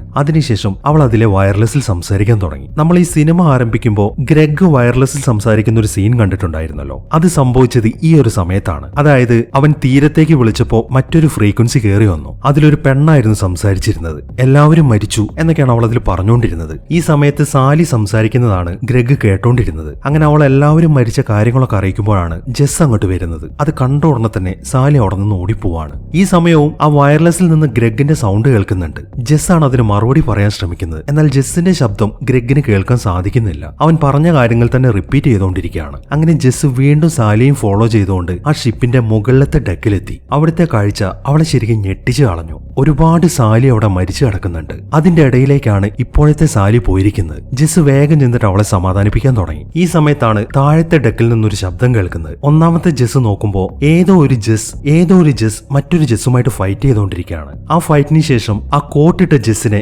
മറ്റേ ജെസ് താഴെ വെള്ളത്തിലേക്ക് എറിയുകയും ചെയ്യുന്നു. അതൊക്കെ നോക്കിക്കൊണ്ട് ആകെ അന്തം വിട്ട് നിൽക്കുകയാണ് ഒന്നാമത്തെ ജെസ്. അങ്ങനെ അവൾ വീണ്ടും സാലിയുടെ അടുത്തേക്ക് തന്നെ ചെല്ലുകയാണ്. പക്ഷെ അപ്പോഴേക്കും അവൾ മരിച്ചു പോവുകയും ചെയ്യുന്നു. ഈ ഒരു അവസരത്തിലാണ് കടലിൽ നിന്നും അടുത്ത ടീമിന്റെ ശബ്ദം ശബ്ദം കേൾക്കുന്നത്. ഒന്നാമത്തെ ജെസ് നോക്കുമ്പോൾ താഴത്തെ ഡെക്കിൽ മറ്റേ ജെസ് നിൽക്കുന്നുണ്ട്. അവളും പുറത്തുള്ള ടീമിനെ നോക്കിക്കൊണ്ട് നിൽക്കുകയാണ്. ഇതിൽ നിന്നൊക്കെ ഒന്നാമത്തെ ജെസ്സിന് ഒരു കാര്യം മനസ്സിലായി. അതായത് അവൾ ഒരു ടൈം ലൂപ്പിൽ പെട്ടിരിക്കുകയാണ്. അവളുടെ ആ ടീമിലെ മുഴുവൻ ആളുകളും മരിച്ചു കഴിഞ്ഞാൽ പുതിയ ടീം അങ്ങോട്ട് വരും. ഇത്രയും കാര്യങ്ങൾ അവൾക്ക് മനസ്സിലായി. അങ്ങനെ അവൾ വീണ്ടും ആ ഷിപ്പിന്റെ അകത്തേക്ക് തന്നെ പോവാണ്. ഈ സമയമാകുമ്പോഴേക്കും പുതിയ ടീമും ആ ഷിപ്പിന്റെ അകത്തേക്ക് കയറിയിട്ടുണ്ട്. അതോടൊപ്പം തന്നെ ഷിപ്പ് മുന്നിലേക്ക് നീങ്ങാൻ തുടങ്ങി. ഒന്നാമത്തെ ജെസ് എന്ത് ചെയ്യുന്നു വെച്ച് കഴിഞ്ഞാൽ ആ ഷിപ്പിന്റെ എഞ്ചിൻ റൂമിലേക്കാണ് പോകുന്നത്. അതിനുശേഷം അവൾ അത് നിർത്താനൊക്കെ ശ്രമിക്കുന്നുണ്ട്. പക്ഷെ അവളെ കൊണ്ട് അതിന് സാധിക്കുന്നില്ല. ഇപ്പോൾ അവൾക്ക് ഒരു കാര്യം മനസ്സിലായി. എല്ലാവരെയും കൊല്ലണം, എങ്കിൽ മാത്രമേ അവൾക്ക് അവിടെ നിന്ന് രക്ഷപ്പെടാൻ സാധിക്കത്തുള്ളൂ. അതുകൊണ്ട് തന്നെ അവൾ എന്ത് ചെയ്യുന്നു വെച്ച് കഴിഞ്ഞാൽ നേരെ പോകുന്നത് ആ റൂമിന്റെ അകത്തേക്കാണ്. രണ്ടാമത്തെ ടീമിലെ ഡൗണി അവിടെ മരിച്ചു കിടക്കുന്നുണ്ട്. ഈ സമയം അവൾ ആ കണ്ണാടിയിലേക്ക് നോക്കുമ്പോൾ അവിടെ നിന്ന് വരുന്ന ചൂടുവെള്ളത്തിലെ നീരാവി കാരണം അതിൽ എഴുതിയിരിക്കുന്ന മാഞ്ഞു പോയിട്ടുണ്ട്. അവൾ വേഗം തന്നെ ഡൗണിയുടെ ബ്ലഡ് വെച്ചിട്ട് ആ കണ്ണാടിയിൽ എഴുതാൻ തുടങ്ങി. എല്ലാവരും തിയേറ്ററിലേക്ക് പോകണം എന്നാണ് അവൾ അതിൽ എഴുതുന്നത്. അതിനുശേഷം അവൾ ഡൗണിയെയും വലിച്ചഴിച്ചുകൊണ്ട് പുറത്തേക്ക് പോവാണ്. അങ്ങനെ അവൾ വേഗം തന്നെ അവനെ എടുത്ത് കടലിലേക്ക് ഇടുന്നു. ആ കാര്യങ്ങളൊക്കെ ചെയ്തു കഴിഞ്ഞിട്ട് അവൾ നേരെ പോകുന്നത് റെസ്റ്റോറന്റിലേക്കാണ്. ഈ സമയം പുതിയ ഡൗണിയും സാലിയും അവിടെ നിൽക്കുന്നുണ്ട്. അവളുടെ ഇപ്പോഴത്തെ കോലം കാണുമ്പോൾ നിനക്കിത് എന്താണ് പറ്റിയത് എന്നൊക്കെ അവർ ചോദിക്കുന്നുണ്ട്. എന്നാൽ അവൾ അതിന് മറുപടി പറയുന്നില്ല. നിങ്ങൾ ഉടനെ തന്നെ തിയേറ്ററിലേക്ക് പോകണം, ബാക്കിയുള്ളവരെയും കൊണ്ട് ഞാൻ അങ്ങോട്ട് വരാം എന്ന് പറഞ്ഞിട്ട് ഒന്നാമത്തെ ജെസ് അവിടെ നിന്ന് തിരിച്ചു പോവാണ്. അങ്ങനെ അവൾ നേരെ ചെന്നിട്ട് ആ കോട്ടും മുഖംമൂടി എടുത്തിടുന്നു. അതിനുശേഷം ഒരു തോക്കും എടുത്തിട്ട് തിയേറ്ററിലേക്ക് നടക്കാൻ തുടങ്ങി. അവൾ ആദ്യം ചെല്ലുന്നത് പുതിയ ഗ്രെഗിന്റെ അടുത്തേക്കാണ്. ഈ സമയം ഗ്രെഗ് അവളുടെ ചെരുപ്പ് ശ്രദ്ധിക്കുന്നുണ്ട്. അതിൽ നിന്നും അത് ജെസ് ആണ് എന്ന കാര്യം അവന് മനസ്സിലായി. നീ എന്താണ് ഈ കാണിക്കുന്നത്, എന്തിനാണ് നീ ഈ ഡ്രസ്സൊക്കെ എടുത്തിട്ടിരിക്കുന്നത് എന്നൊക്കെയാണ് അവൻ ചോദിക്കുന്നത്. അത് കേൾക്കുമ്പോ ഞാനിപ്പോ എന്റെ മുഖം നിന്നെ കാണിക്കാൻ ആഗ്രഹിക്കുന്നില്ല. കാരണം ഇത് ഞാനല്ല. ശരിക്കും ഞാനും നീയും ഇപ്പോൾ വേറെ എവിടെയോ ആണുള്ളത്. ഇപ്പോൾ ഇവിടെ നിന്ന് എനിക്ക് രക്ഷപ്പെടണം എന്നുണ്ടെങ്കിൽ നിങ്ങൾ എല്ലാവരെയും കൊല്ലണം. അങ്ങനെ നിങ്ങളെ ഞാൻ കൊന്നു കഴിഞ്ഞാൽ നിങ്ങൾ വീണ്ടും ഇങ്ങോട്ട് തിരിച്ചു വരും. നിങ്ങൾ ഈ ഷിപ്പിനകത്ത് കയറുന്നതാണ് പ്രശ്നം. നിങ്ങൾ പുതിയതായിട്ട് തിരിച്ചു വരുമ്പോൾ ഈ ഷിപ്പിനകത്തേക്ക് കയറാതെ ഞാൻ തടഞ്ഞോളാം. എനിക്കിപ്പോ നിന്നെ കൊന്നേ പറ്റൂ എന്ന് പറഞ്ഞിട്ട് അവൾ അവന് നേരെ ഷൂട്ട് ചെയ്യാണ്. അതോടൊപ്പം തന്നെ അവൻ തിയേറ്ററിലേക്ക് വീണു പോവുകയും ചെയ്യുന്നു. ഈ സമയം പുതിയ സാലിയും ഡൗണിയും അവിടെ നിൽക്കുന്നുണ്ട്. അപ്പോഴേക്കും പുതിയ ജെസ്സും അങ്ങോട്ട് വരികയാണ്. ഈ സമയം ഒന്നാമത്തെ ജെസ് അവർക്ക് നേരെ ഷൂട്ട് ചെയ്യാൻ തുടങ്ങി. അങ്ങനെ പെട്ടെന്ന് തന്നെ ഡൗണിയെ സാലിയെ അവൾ കൊന്നുകളയാണ്. ഈ സമയം മറ്റേ ജെസ് അവിടെ നിന്ന് ഓടിപ്പോകുന്നുണ്ട്. അത് കണ്ട ഉടനെ തന്നെ ഒന്നാമത്തെ ജെസ് അവളെ ഫോളോ ചെയ്യാൻ തുടങ്ങി. അങ്ങനെ നമ്മൾ നേരത്തെ കണ്ട പോലെ തന്നെ അവർ തമ്മിൽ ഫൈറ്റ് ചെയ്തുകൊണ്ടിരിക്കുകയാണ്. അതിനിടയിൽ ഒന്നാമത്തെ ജെസ് മറ്റേ ജെസ്സിന്റെ അടുത്ത് നിന്റെ കൂട്ടത്തിലുള്ള ആളുകളൊക്കെ കൊല്ലണമെന്ന് പറയുന്നുണ്ട്. അത് കേട്ട ഉടനെ തന്നെ അവൾ ആ മഴ വെച്ചിട്ട് ഒന്നാമത്തെ ജെസ്സിന് നേരെ വീശുകയാണ്. അതോടൊപ്പം തന്നെ അവൾ കടലിലേക്ക് വീണു പോവുകയും ചെയ്യുന്നു. അങ്ങനെ കുറെ നേരത്തിന് ശേഷം അവൾ ഒരു കടൽ തീരത്തേക്ക് എത്തി. അവൾ കണ്ണു തുറന്നു നോക്കുമ്പോൾ ചെറിയ ചില ഞണ്ടുകളെ കാണുന്നുണ്ട്. ഈ ഒരു കാര്യമാണ് നേരത്തെ അവൾ സ്വപ്നത്തിൽ കണ്ടത്. അവൾ കടലിലേക്ക് നോക്കുമ്പോൾ ഒരു സാധനം അതിൽ പൊങ്ങി നിൽക്കുന്നുണ്ട്. അവൾ ആ സ്വപ്നത്തിൽ കണ്ടപ്പോൾ വിചാരിച്ചിരുന്നത് ഗ്രെഗിന്റെ ശരീരമാണതെന്നാണ്. എന്നാൽ അവൾ ഇട്ടിരുന്ന കോട്ടായിരുന്നു അത്. അങ്ങനെ അവൾ എഴുന്നേറ്റിട്ട് നേരെ അവളുടെ വീട്ടിലേക്കാണ് പോകുന്നത്. ഈ സമയം ആ സ്പ്രിംഗ്ലറൊക്കെ ഓണായി കിടക്കുന്നുണ്ട്. അവൾ പതുക്കെ ചെന്ന് അവിടുത്തെ ജനലിലൂടെ അകത്തേക്ക് നോക്കാൻ തുടങ്ങി. ടോമി അവിടെ ചിത്രം വരച്ചുകൊണ്ടിരിക്കുകയാണ്. അവൾ അതൊക്കെ നോക്കിക്കൊണ്ട് നിൽക്കുമ്പോഴാണ് ആ വീട്ടിനകത്തു നിന്നും വേറൊരു ജെസ് പുറത്തേക്ക് വരുന്നത്. അവളിപ്പോ ആറിയിട്ടിരിക്കുന്ന ഡ്രസ്സൊക്കെ കളക്ട് ചെയ്തുകൊണ്ടിരിക്കുകയാണ്. അതിനിടയിലാണ് ആ ബോട്ടിന്റെ കളിപ്പാട്ടം വെള്ളത്തിൽ കിടക്കുന്ന അവള് കാണുന്നത്. അതുകൊണ്ട് തന്നെ അവൾ നല്ല രീതിയിൽ ടോമിയെ വഴക്ക് പറയുന്നുണ്ട്.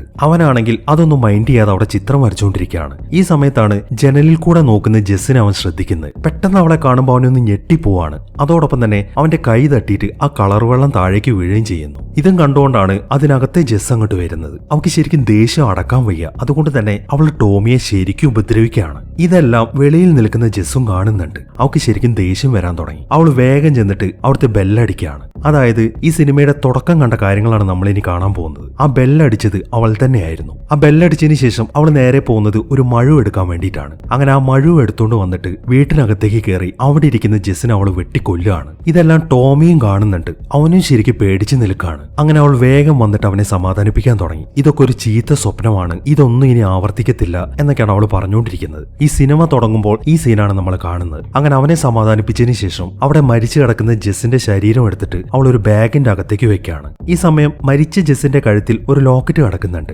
ജെസ്സിന്റെ കഴുത്തിൽ കിടക്കുന്ന ലോക്കറ്റ് ആ ഷിപ്പിനകത്ത് വെച്ചിട്ട് നഷ്ടപ്പെട്ടല്ലോ. അതുകൊണ്ട് തന്നെ മരിച്ച ജെസ്സിന്റെ ലോക്കറ്റ് എടുത്തിട്ട് അവൾ അവളുടെ കഴുത്തിലേക്ക് ഇടുകയാണ്. അങ്ങനെ ആ ബാഗ് എടുത്തിട്ട് അവളുടെ കാറിന്റെ ഡിക്കിയിലേക്കാണ് വെക്കുന്നത്. അതിനുശേഷം ടോമിയെയും കൊണ്ട് ആ സിറ്റി വിട്ട് പുറത്തേക്ക് പോകാൻ തുടങ്ങി. ആ യാത്രക്കിടയിൽ ജെസ് വീണ്ടും ടോമിയുടെ അടുത്ത് സംസാരിക്കുന്നുണ്ട്. അവളെ ശരിക്കും നിന്നെ ഒരുപാട് ഉപദ്രവിക്കുന്നുണ്ടായിരുന്നല്ലേ, എന്നാൽ ഇനി ഒരിക്കലും അങ്ങനെ സംഭവിക്കത്തില്ല. കാരണം നേരത്തെ നിന്റെ കൂടെ ഉണ്ടായിരുന്നത് നിന്റെ അമ്മയായിരുന്നില്ല, ഞാനാണ് നിന്റെ യഥാർത്ഥ അമ്മ. ഞാൻ ഒരിക്കലും നിന്നെ ഉപദ്രവിക്കത്തില്ല എന്നൊക്കെയാണ് അവൾ പറയുന്നത്. അതിനിടയിലാണ് ഒരു പക്ഷി വന്നിട്ട് ആ കാറിന്റെ ഗ്ലാസ്സിലിടിക്കുന്നത്. അവിടെ മൊത്തം ചോരയായിട്ടുണ്ട്. അത് കണ്ട ഉടനെ തന്നെ ജെസ് വണ്ടി നിർത്തിയിട്ട് പുറത്തേക്ക് ഇറങ്ങി നോക്കുകയാണ്. അവൾ അവിടെ ചെക്ക് ചെയ്യുമ്പോൾ ആ പക്ഷി അവിടെ ചത്ത് കിടക്കുന്നുണ്ട്. അവൾ അതിനെ എടുത്തിട്ട് കളയാൻ വേണ്ടി കുറച്ച് അപ്പുറത്തേക്ക് നടക്കുകയാണ്. ഈ സമയത്താണ് ഞെട്ടിക്കുന്ന മറ്റൊരു കാഴ്ച അവൾ കാണുന്നത്. ഒരുപാട് ചത്ത പക്ഷികൾ അവിടെ കിടക്കുന്നുണ്ട്. അതിൽ നിന്നും ആ ടൈം ലൂപ്പ് ഇതുവരെയായിട്ട് അവസാനിച്ചിട്ടില്ല എന്ന കാര്യം അവൾക്ക് മനസ്സിലായി. അങ്ങനെ അവൾ വേഗം തന്നെ കാറും എടുത്ത് മുന്നോട്ട് പോകാൻ തുടങ്ങി. അതിനിടയിൽ ആ ഗ്ലാസ്സിൽ കിടക്കുന്ന ബ്ലഡ് കണ്ടിട്ട് ടോമി വല്ലാതെ കരയുന്നുണ്ട്. ജെസ് ആണെങ്കിൽ അവനെ സമാധാനിപ്പിക്കാൻ ശ്രമിച്ചുകൊണ്ടിരിക്കുകയാണ്. പെട്ടെന്നാണ് അവളുടെ ശ്രദ്ധ തെറ്റി അവളുടെ വണ്ടി ഒരു ട്രക്കിനിട്ടിടിക്കുന്നത്.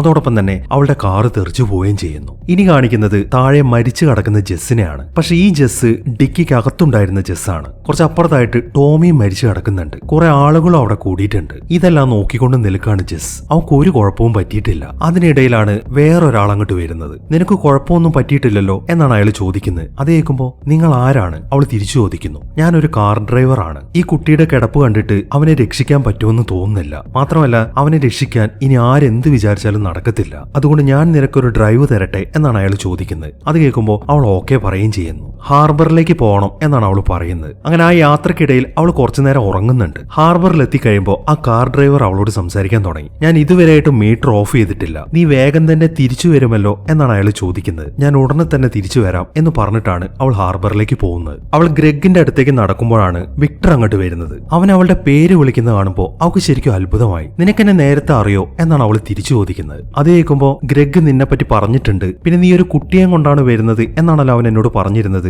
എന്നൊക്കെയാണ് വിക്ടർ ചോദിക്കുന്നത്. അത് കേൾക്കുമ്പോൾ അവൾ എന്തോ ആലോചിക്കാൻ തുടങ്ങി. ഒരു 20 സെക്കൻഡ് നേരത്തേക്ക് അവൾ അതിന് മറുപടി പറയുന്നില്ല. 20 സെക്കൻഡ് കഴിയുമ്പോൾ ഞാൻ മകനെ സ്കൂളിലാക്കിയിട്ടാണ് വന്നിരിക്കുന്നത് എന്നാണ് അവൾ മറുപടി പറയുന്നത്. അങ്ങനെ അവൾ വേഗം തന്നെ ഗ്രഗിന്റെ അടുത്തേക്ക് പോവാണ്. ഈ സമയം അവളുടെ അവസ്ഥ കാണുമ്പോൾ നിനക്ക് വയ്യെങ്കിൽ നീ വീട്ടിൽ പോയി റെസ്റ്റ് എടുത്തോ, നീ ഈ യാത്രയ്ക്ക് വരണമെന്നില്ല എന്നൊക്കെ ഗ്രഗ് പറയുന്നുണ്ട്. അത് കേൾക്കുമ്പോൾ ഇല്ല, എനിക്ക് ഈ യാത്രയ്ക്ക് വരണം എന്നാണ് അവൾ മറുപടി പറയുന്നത്. അങ്ങനെ ഗ്രഗ് വേഗം തന്നെ അവളെയും കൂട്ടി അവന്റെ ഫ്രണ്ട്സിന്റെ അടുത്തേക്ക് പോവാണ്. അങ്ങനെ പരിചയപ്പെടലൊക്കെ കഴിഞ്ഞ് പെട്ടെന്ന് തന്നെ അവരവരുടെ യാത്ര ആരംഭിക്കുന്നു. ഈ സമയം ആ പക്ഷിയാണെങ്കിൽ മുകളിലേക്ക് പറന്നു പോവാണ്. ഈ ഒരു സീനും കാണിച്ചിട്ടാണ് ഈ സിനിമ അവസാനിക്കുന്നത്. ഈ സിനിമ കണ്ടു കഴിഞ്ഞ എല്ലാവരുടെയും മനസ്സിലൊരു ചോദ്യം ബാക്കിയായിട്ടുണ്ടാവും, എന്തുകൊണ്ടാണ് ഈ ടൈം ലൂപ്പ്?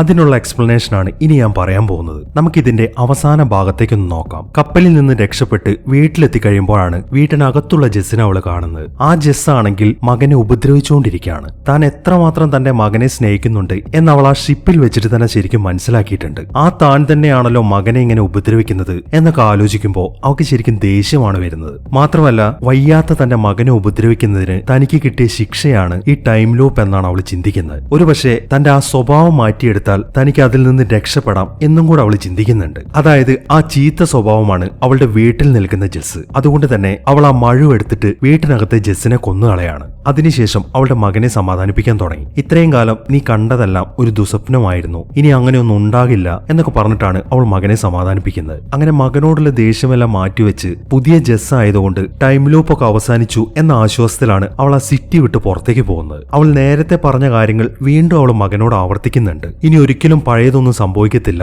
ഞാനാണ് നിന്റെ യഥാർത്ഥ അമ്മ എന്നിങ്ങനെയുള്ള കാര്യങ്ങളൊക്കെ. ഒരുപക്ഷെ അവൾക്ക് തന്നെ ഉൾക്കൊള്ളാൻ വേണ്ടി അവൾ അത് തന്നോട് തന്നെ പറയുന്നതായിരിക്കും. ആ സമയത്താണ് ആ പക്ഷി വന്നിടിക്കുന്നത്. അങ്ങനെ അതിനെ കളയാൻ ചെല്ലുമ്പോഴാണ് ടൈം ലൂപ്പ് അവസാനിച്ചിട്ടില്ല എന്ന കാര്യം അവൾ തിരിച്ചറിയുന്നത്. ജെസ് അവളുടെ സ്വഭാവം മാറ്റിയിട്ടും എന്തുകൊണ്ടാണ് ആ ടൈം ലൂപ്പ് അവസാനിക്കാത്തത്? എന്നാൽ ശരിക്കും പറഞ്ഞാൽ ഈ ടൈം ലൂപ്പ് എന്ന ശിക്ഷ ജെസ്സിനെ കിട്ടിയിരിക്കുന്നത് അവൾ അവളുടെ മകനെ ഉപദ്രവിച്ചതുകൊണ്ടല്ല. അതിന്റെ കാരണം വേറെയാണ്.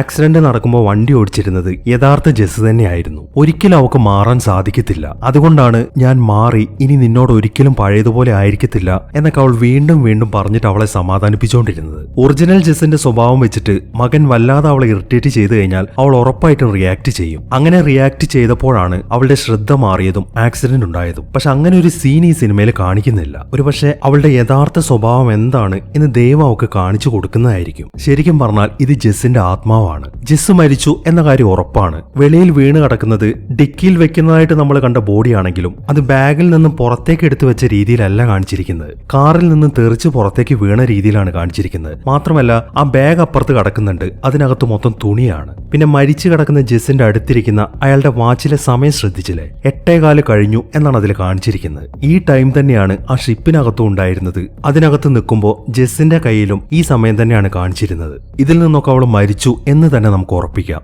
ഇനി എന്തുകൊണ്ടാണ് ഈ ടൈം ലൂപ്പ്? ഇവിടെയാണ് ഈ കഥയ്ക്ക് ഗ്രീക്ക് മിത്തോളജിയുമായിട്ട് കണക്ഷൻ വരുന്നത്. ആ ഗ്രീക്ക് മിത്തോളജിയെ കുറിച്ചിട്ട് ആ ഷിപ്പിനകത്തുള്ളപ്പോൾ അവളുടെ ടീം സംസാരിച്ചതാണ്. അതായത് ആ സിഫിസിസിനെ കുറിച്ചിട്ട്. അവനൊരു ശിക്ഷ കിട്ടിയിട്ടുണ്ടായിരുന്നു. ഒരു വലിയ ഉരുളൻ കല്ല് ഒരു മലയ്ക്ക് മുകളിലേക്ക് കയറ്റി വിടണം, അതോടൊപ്പം തന്നെ അത് താഴേക്ക് ഇറക്കുകയും വേണം. ഈ പ്രക്രിയ ഇങ്ങനെ കണ്ടിന്യൂസ് ആയിട്ട് ചെയ്തുകൊണ്ടേയിരിക്കണം, ഒരു ടൈം ലൂപ്പ് പോലെ. ആ ശിക്ഷയാണ് ഇവിടെ ജെസ്സിന് കിട്ടിയിരിക്കുന്നത്. സിഫിസിസ് മരണത്തിന് കൊടുത്ത വാക്ക് പാലിക്കാത്തതിനാണ് അയാൾക്ക് ആ ശിക്ഷ കിട്ടിയത്. ഇവിടെ ജെസ്സും അങ്ങനെ ഒരു തെറ്റ് ചെയ്തിട്ടുണ്ട്. അതായത് ഒരു ടാക്സി ഡ്രൈവർ അവളെ വിളിക്കാൻ വന്നിട്ടുണ്ടായിരുന്നല്ലോ, അതാണ് മരണത്തിന്റെ ദൂതൻ. അയാളുടെ കാറിൽ എഴുതിയിരിക്കുന്ന നമ്പർ ശ്രദ്ധിച്ചോ, 752. ഇതിന് ഏഞ്ചൽ നമ്പർ എന്നാണ് പറയുന്നത്. ആ മനുഷ്യൻ ജെസ്സിന്റെ അടുത്ത് പറഞ്ഞതാണ് നിന്റെ മകനെ ഒരിക്കലും രക്ഷപ്പെടുത്താൻ പറ്റത്തില്ല എന്ന്. അതിനുശേഷമാണ് അവളെ ഹാർബറിലേക്ക് കൊണ്ടുപോകുന്നത്. അവൾ ഹാർബറിലേക്ക് പോകാൻ തുടങ്ങുമ്പോൾ ഞാൻ മീറ്റർ ഓഫ് ആക്കിയിട്ടില്ല, നീ തിരിച്ചു വരുമല്ലോ എന്ന് അയാൾ ചോദിക്കുന്നുണ്ട്. ഞാൻ തിരിച്ചു വരും എന്ന് മറുപടി പറഞ്ഞിട്ടാണ് ജെസ് അവിടെ നിന്ന് പോകുന്നത്. പക്ഷെ അവൾ ആ വാക്ക് തെറ്റിച്ചു, അവളെ തിരിച്ചു വന്നില്ല. വീണ്ടും മകനെ രക്ഷിക്കാൻ വേണ്ടി ഒന്നുകൂടെ ട്രൈ ചെയ്യാം എന്നാണ് അവൾ തീരുമാനിച്ചത്. അതിനെ തുടർന്ന് അവൾ ആ ബോട്ടിലേക്ക് കയറുകയും ചെയ്യുന്നു. അതിനെ തുടർന്നാണ് അവൾ ആ ടൈം ലൂപ്പിൽ പെട്ടതും. തന്റെ സ്വഭാവം ഒരിക്കലും മാറ്റാൻ പറ്റില്ലെന്നും മകനെ തിരിച്ചു കൊണ്ടുവരാൻ സാധിക്കത്തില്ല എന്നിങ്ങനെയുള്ള കാര്യങ്ങളൊക്കെ അവൾ തിരിച്ചറിഞ്ഞ് എന്ന് അവൾ മരണത്തിന്റെ കൂടെ പോകുന്നോ അന്നേ ഈ ടൈം ലൂപ്പ് അവസാനിക്കത്തുള്ളൂ. ആ ബോട്ടിന്റെ അകത്തേക്ക് കയറി കുറച്ചു സമയം അവൾ കിടന്ന് ഉറങ്ങുന്നുണ്ടല്ലോ. ഈ സമയം ആ ഷിപ്പിൽ നടന്ന കാര്യങ്ങളൊക്കെ അവൾ മറന്നു പോവാണ്. ഇടയ്ക്കിടയ്ക്ക് ചില കാര്യങ്ങൾ മാത്രമേ അവൾക്ക് ഓർമ്മ വരുന്നുള്ളൂ. അതൊക്കെ ദേജാവുമായിട്ടാണ് അവൾക്ക് ഫീൽ ചെയ്യുന്നത്. ആ ബോട്ടിൽ നിൽക്കുമ്പോഴും ഷിപ്പിനകത്തേക്ക് കയറുമ്പോഴും അവളുടെ മുഖത്ത് വല്ലാത്ത സംശയങ്ങൾ കാണുന്നുണ്ട്. അതൊക്കെ തനിക്ക് തോന്നുന്നത് ഒരു ദേജാവുമാണ് എന്ന് ചിന്തിക്കുന്നതുകൊണ്ടാണ്. ഇനി ഒരു പക്ഷി അവളെ ഫോളോ ചെയ്യുന്നത് കാണിക്കുന്നുണ്ടല്ലോ, അത് അവൾ ചെയ്ത തെറ്റിന്റെ സിംബോളിക് റെപ്രസെന്റേഷൻ ആണ്. ഈ ടൈം ലൂപ്പ് അവസാനിക്കുന്നത് വരെ ആ പക്ഷി അവളെ ഫോളോ ചെയ്തുകൊണ്ടേയിരിക്കും. അവരുടെ ആ ബോട്ട് പുറപ്പെടുമ്പോഴാണ് ആ പക്ഷി മുകളിലേക്ക് പറന്നു പോകുന്നത്. അതായത് അവിടെ നിന്നാണ് ആ ടൈം ലൂപ്പ് ആരംഭിക്കുന്നത്, അവസാനിക്കുന്നത് അവളുടെ മരണത്തിലും. ഇനി ബാക്കിയുള്ളവർക്ക് എന്തിനാണ് ഈ ശിക്ഷ എന്ന് ചോദിച്ചു കഴിഞ്ഞാൽ ഈ ടൈം ലൂപ്പ് എന്ന് പറയുന്ന ശിക്ഷ ജെസ്സിനുള്ളതാണ്. ബാക്കിയുള്ളവരാണെങ്കിൽ അതിനകത്ത് പെട്ടു എന്നേ ഉള്ളൂ. പക്ഷെ അവർ ടൈം ലൂപ്പിലാണ് എന്ന കാര്യം അവർ മനസ്സിലാക്കിയിട്ടില്ല എന്നത് മറ്റൊരു വാസ്തവമാണ്. ഇതിനെക്കുറിച്ച് ചിന്തിച്ച് വെറുതെ തല ഉണ്ടാക്കണ്ട. കാരണം ഇതൊരു അമ്മയുടെയും മകന്റെയും മാത്രം കഥയാണ്. അവരുടെ ഈ കഥ മുന്നോട്ട് പോകാനുള്ള കഥാപാത്രങ്ങൾ മാത്രമാണ് ബാക്കി എല്ലാവരും. ഈ സിനിമയിൽ ഒരവസരത്തിൽ ഗ്രെഗ് ഒരു ഡയലോഗ് പറയുന്നുണ്ട്. അതായത് നീ ഒരു ലോകം സങ്കല്പിച്ചു കൂട്ടുകയാണെന്ന്. ശരിക്കും പറഞ്ഞാൽ ആ ഷിപ്പ് എന്ന് പറയുന്നത് ജെസ്സിന്റെ മാത്രം ലോകമാണ്. അവള് മരിച്ച സമയത്തെ ടൈമാണ് ആ ഷിപ്പിലെ ക്ലോക്കിൽ കാണിക്കുന്നത്. അതായത്